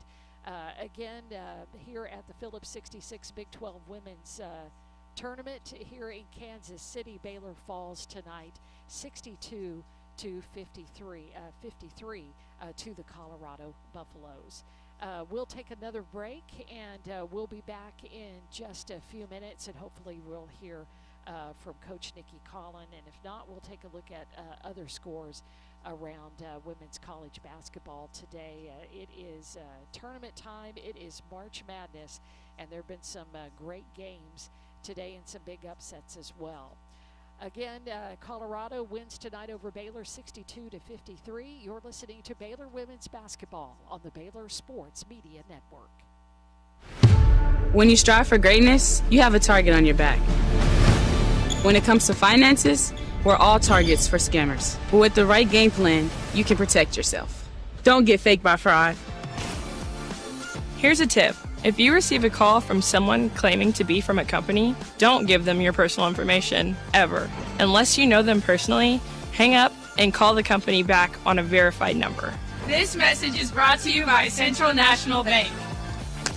Have you been to the new location of Green Eye Associates yet? You'll still receive the same award-winning service and excellent care from Dr. Green and her dedicated optometrists and staff. But now conveniently located in Woodway, right off of Highway 84. Come see the expanded optical showroom and be sure to ask about innovative services like IPL treatments for dry eye symptoms and the brand new sports vision technology. Green Eye Associates, the official optometrists of Baylor Athletics. Rookie home buyer? Slam dunk buying a home with First Central Credit Union. We are opening doors to home ownership. First Central's open door mortgage loans up to 95% of the appraised home value. Our starting lineup includes low closing costs, no points, low origination fees, flexible terms, and competitive rates. Thinking about refinancing your mortgage loan? This play works for you too. Apply online at firstcentralcu.com. We're your team. Everything we do for you. Some restrictions apply. Rates subject to change. Equal housing lender. Member NCUA.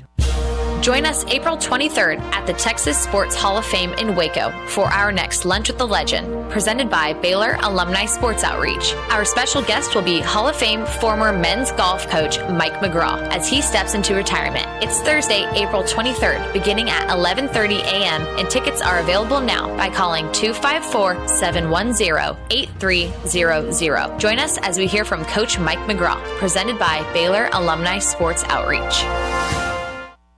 You're listening to Baylor Women's Basketball on the Baylor Sports Media Network.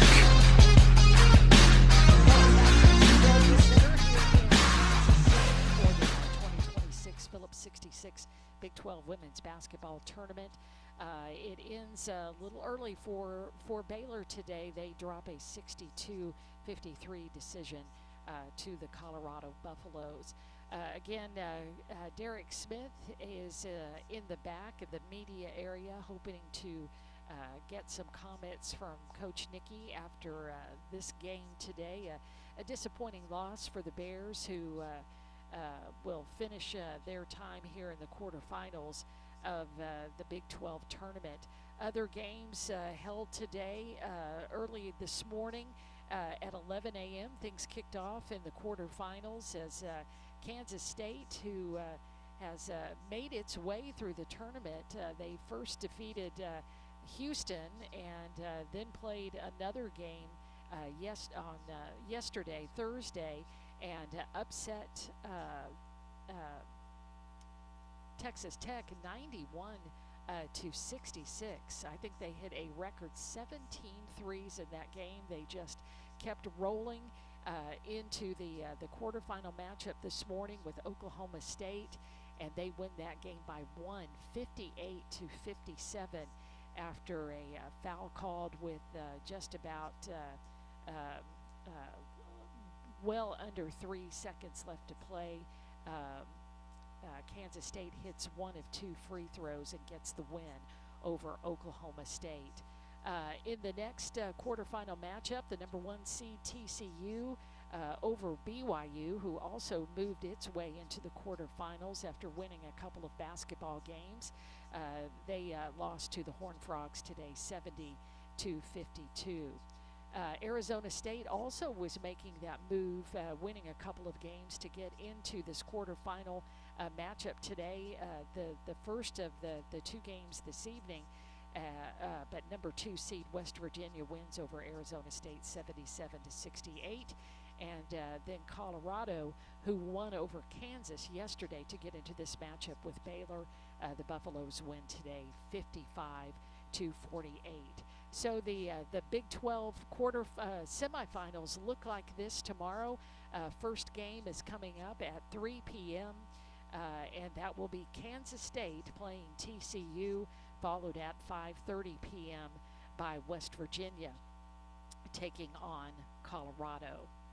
If we look at scores, if you haven't heard about these today, we're going to tell you one more time across Baylor Athletics.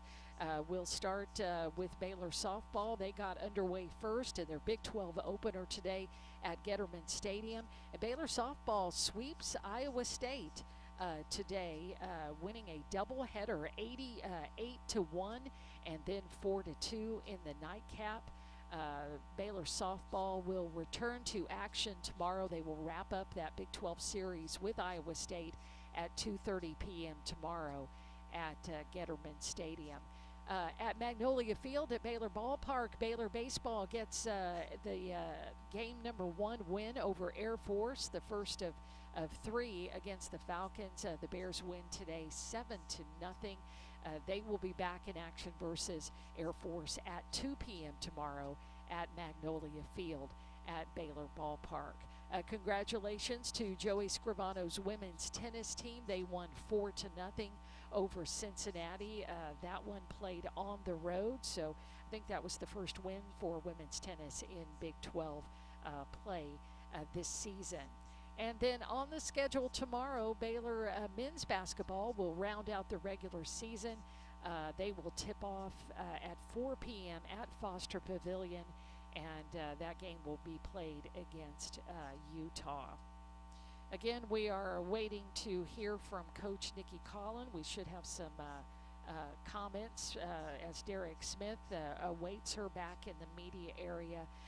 But we'll get some of her thoughts on tonight's 62-53 loss here in the quarterfinals of the Big 12 tournament. We are going to go ahead and take another break. Hopefully we'll hear from Coach Nikki. But we thank you for joining us this evening for the Phillips 66 Big 12 Women's Basketball Tournament. We're here at the T-Mobile Center, and we're still here at the T-Mobile Center in Kansas City. Baylor losing today 62-53 to Colorado. Back with more in just a moment on the Baylor Sports Media Network. Looking for a fun night out with family or friends? Head to Magnolia Field at Baylor Ballpark and catch Baylor baseball this season. Single game tickets are on sale now, starting at just $5 for general admission seating. Or stop by the ballpark for $2 Tuesdays, featuring discounted concession items plus $2 off general admission tickets.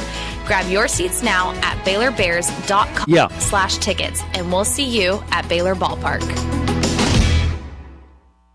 Favorite jeans, favorite shirt. So, okay, I'll be ready. I'm firing it up, yeah, everybody. I'll just do a 2-minute break here and throw it back to you, and I'll tell you in your ear if I've got it ready. How about that? Ever up and down the road, it's a little taste of heaven, and everybody knows.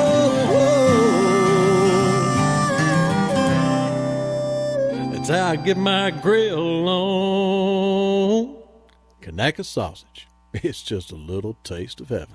Hi, I'm Jim Turner at Jim Turner Chevrolet in McGregor. As we celebrate our 10th year anniversary, I want to say thank you to all of our customers. Our dealership is more than a business to me. That's why when you come see us for a reliable new Chevy or award-winning service, we treat you like family. Come see our new collision center, now open to serve you even better for many years to come. Enjoy the game, then come see us at Jim Turner Chevrolet in McGregor. Together, let's drive. Hey Baylor fans, Baylor softball season is currently underway. Come be a part of the action at Getterman Stadium all season long with single game tickets. With general admission tickets starting at just $8, there's no better way to enjoy elite college softball. And if you're coming with friends or family, group tickets are available for $5 each. Get your Baylor softball single game tickets now at BaylorBears.com/tickets. You're listening to Baylor Women's Basketball on the Baylor Sports Media Network. Welcome back to the T-Mobile Center here in Kansas City. We should be hearing from Coach Nikki Collin in just a few minutes. Derek Smith is conducting a quick interview with her, and so we'll get some of her thoughts today on Baylor's loss to Colorado, 62-53. We'll run back through the box score again today. Baylor had 3 players in double figures. They were led by Talia Scott, who had 14 points. Dariana Littlepage-Buggs had 10 points and 10 rebounds, another double-double for her. The only player in the Big 12 Conference to average double digits in both points and rebounds, and one of the reasons why she was named All Big 12 as well. And we also had 10 points from Kyla Abraham, who was 4 of 5 from the field and had 6 rebounds as well as a block and a steal. The other players who scored tonight, Yuting Dunn had 6 points. Ella Brow had her first points as a Baylor Bear. She had 5 points that she scored. And in the fourth quarter, she started off the quarter with a 3-pointer. Buggs got a bucket, and then Ella scored on a driving layup, so got her first 5 points as a Baylor Bear. Also scoring tonight, Jana Van Geitenbeek had 3 points. She was really limited in time. She just played 19 minutes today because of foul trouble. Also scoring, Bella Fauntleroy had 2 points, Kayla Nelms had 2, and then Markayla Johnson scored 1 point after making 1 free throw in this game. But it was a tough night all the way around. Baylor shot 30% from the field. They were just able to get 3 of 21 3-pointers to go. And they left several points at the free throw line. They were uncharacteristically 57% from there. They were 12 of 21 for the game. They did out-rebound Colorado today, but it just was not enough today. Baylor just got Colorado had a 10-point lead at the end of the first quarter, and Baylor just could not get any closer than 7 points the rest of the way. I think we've got Coach Nikki.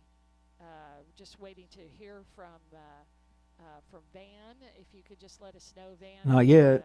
It's not ready just yet, but we do have Derek back. Derek, if you have any other thoughts to share, I'm just about done. I don't know. I'm sure people are enjoying the Lori Fogelman show here, the Lori Fogelman experience. Yeah, no. Well, Van, you let us know when you've got that ready, if you will. You know, right now, obviously, there's disappointment, and you know, Coach Nikki talked about a lack of toughness with the team. You know, I think we said early on it was Colorado that kind of established what they wanted to do early. Coach Nikki was more blunt. The team needs to show more toughness at both ends of the floor. They need to you know, kind of execute the things that they work on in practice, because as she said, I mean this is blunt, but we know it to be true. If they don't do that, it's going to be a short run in the month of March, and that's not what you want. Yeah. And now the good news is she said the good news is you got 2 weeks to work on it. She said, you're going to hear in a minute, it's going to be a long 2 weeks, a painful 2 weeks, but they're going to have some time to work on it. And I think for the seniors, all the motivation in the world, right? That's right. You're this is it. Just not like here. Can you resend it? One and done. Did you? We're waiting to get Coach Nikki's comments today. She spoke with Derek just a few minutes ago about Baylor's loss to Colorado, 62 to 53. The Bears were able to get within 7 points midway through the fourth quarter, but then they just could not get any more shots to fall. They had no field goals the last 4 minutes when they were 0 of 7, but were just able to get to the free throw line, but just could not get any closer than that 7 points. Losing today by 9 to Colorado, 62 to 53. Again, Colorado moves on to the semifinals, where they will play West Virginia tomorrow night. The first game at 3 p.m. in the semifinals will feature K-State and TCU. Again, we're awaiting being able to hear from Coach Nikki. Just talked to Derek we'll talk a business. It's been a long day. Still not there either place under Vox Pro. We'll take a break and come back with more. How about that? We'll take a break and come back with thoughts from Coach Nikki after this. 62-53, the final tonight on the Baylor Sports Media Network. We don't just build trucks. We build something that's meant to last. That's why the 2020 isn't just... Yeah, just like you always do. It's built. It's not in either place, and it's not under Vox Pro or anything else. With the pride, heat, and strength that only Texas... Okay. The Tundra is built to tough it out. And to take it easy. Built to carry tradition. And to make new ones. I hope there's not a problem with Yahoo. It's the last thing I got from them was at 8:36. Distance. Built stronger. But your pregame came through okay. The 2026 Toyota Tundra. Built in Texas, driven everywhere. Test drive at your local Toyota dealer or visit Toyota.com today. Toyota. Let's go places. Feature availability differs based on trim. See Toyota.com for details. You hear that? That's the sound of Pepsi Zero Sugar. The better tasting, more refreshing Zero Sugar Cola. Listen to that endless pour. Pure refreshment. If it sounds this good... I assume you don't have the ability to play it there. Oh yeah, so good. Pepsi Zero Sugar. Let your taste decide.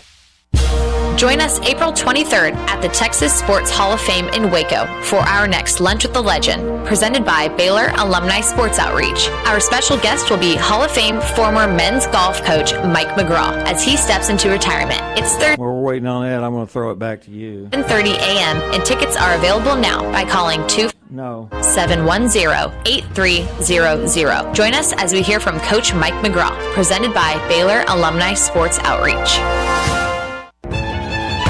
You're listening to Baylor Women's Basketball on the Baylor Sports Media Network.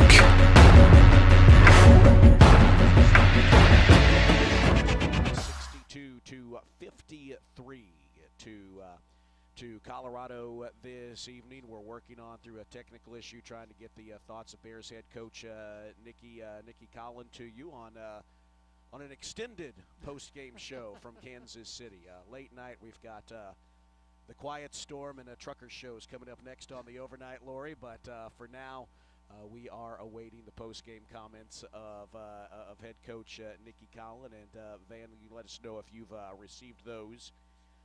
We'll have those in just a minute. Long wait, Lori, for what's ahead. You know, you think about it, selection Sunday and then Monday. Not for another 2 weeks. Got it. It's ready. And that is going to be a long wait for the Bears here. And it's not going to be easy. It's going to test their toughness a little bit. And we're going to hear some of those thoughts from head coach Nikki Collin right now. Alliance Bank, your Central Texas business bank, and Coach Nikki, it just seemed like a slow start and some disjointedness at both ends of the floor. What did you see that really kind of set the tone tonight? Yeah, I don't think that we executed at a high level at either end of the floor. I think we're late to ball screen coverages. I don't think we made elbow catches as hard as they could have been. I don't think we, we let them. Okay, well, I'll just stick a spot in there. I'll just stick one spot and then throw it back to you.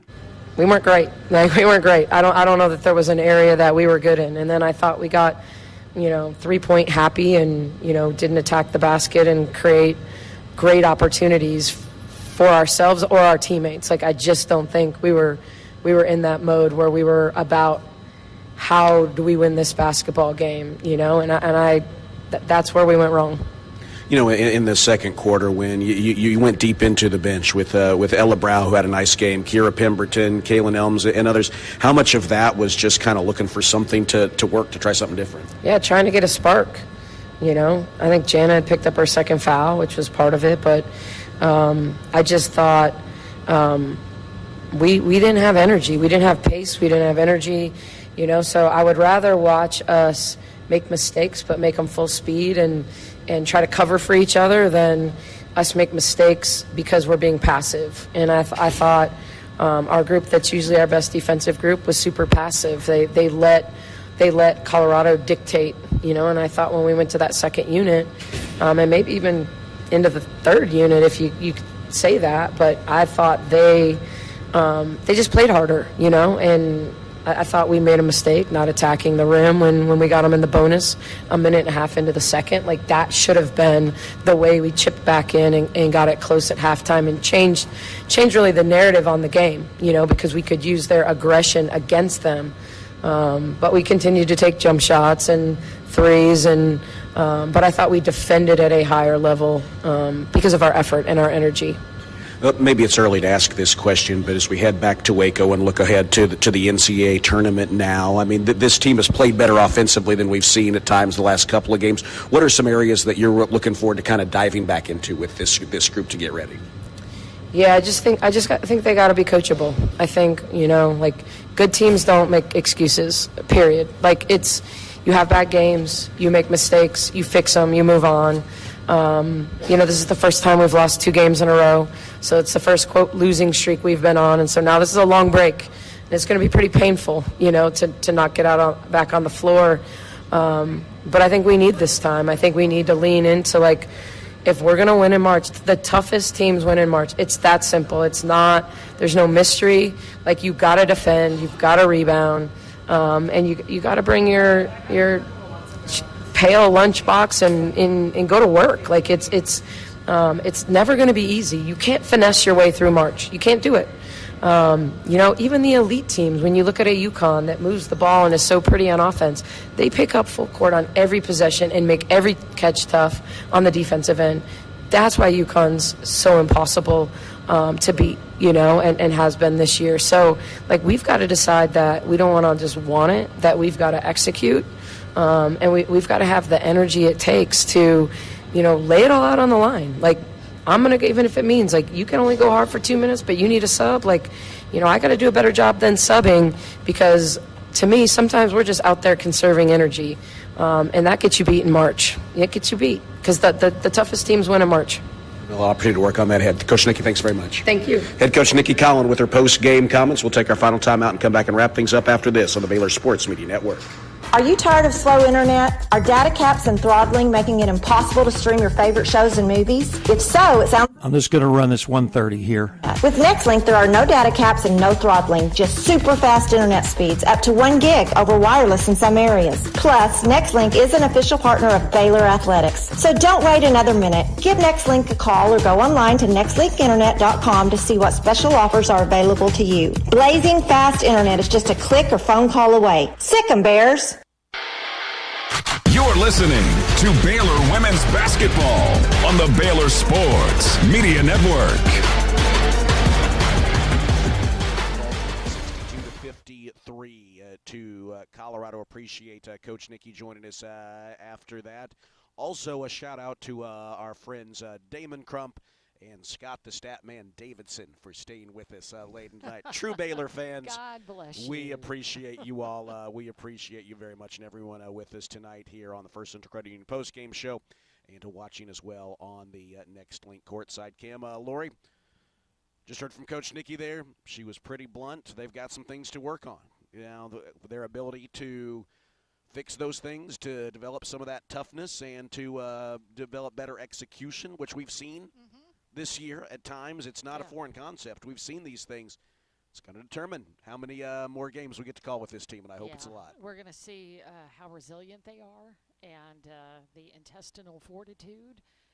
Do you regress or do you take those big steps forward again? Because it's March and it doesn't get any easier, but it should be exactly what you want to play for. This is the moment that you want. So just to find that passion and that energy again, and that execution that we've seen from Baylor women's basketball this season, and hopefully we'll see that after a couple of weeks of just having to wait. Got to work on yourself. That's right. A little bit. That's right. Well, we appreciate you all being with us tonight. Not the game we wanted here in Kansas City, but still another game. At least one more ahead, hopefully more than that. I want to say thanks to our producer, Van Goodall. Van, it was a long night for you, but we're grateful for your work. Also, Colin Pirtle from Baylor Athletic Communications here providing moral support in addition to communications expertise and excellence. Speaking for them and Lori Fogelman, I'm Derek Smith. Again, the final tonight, a short stay for the Bears in the Big 12 Championship as they fall to Colorado 62-53. Appreciate you being with us. Good night from Kansas City.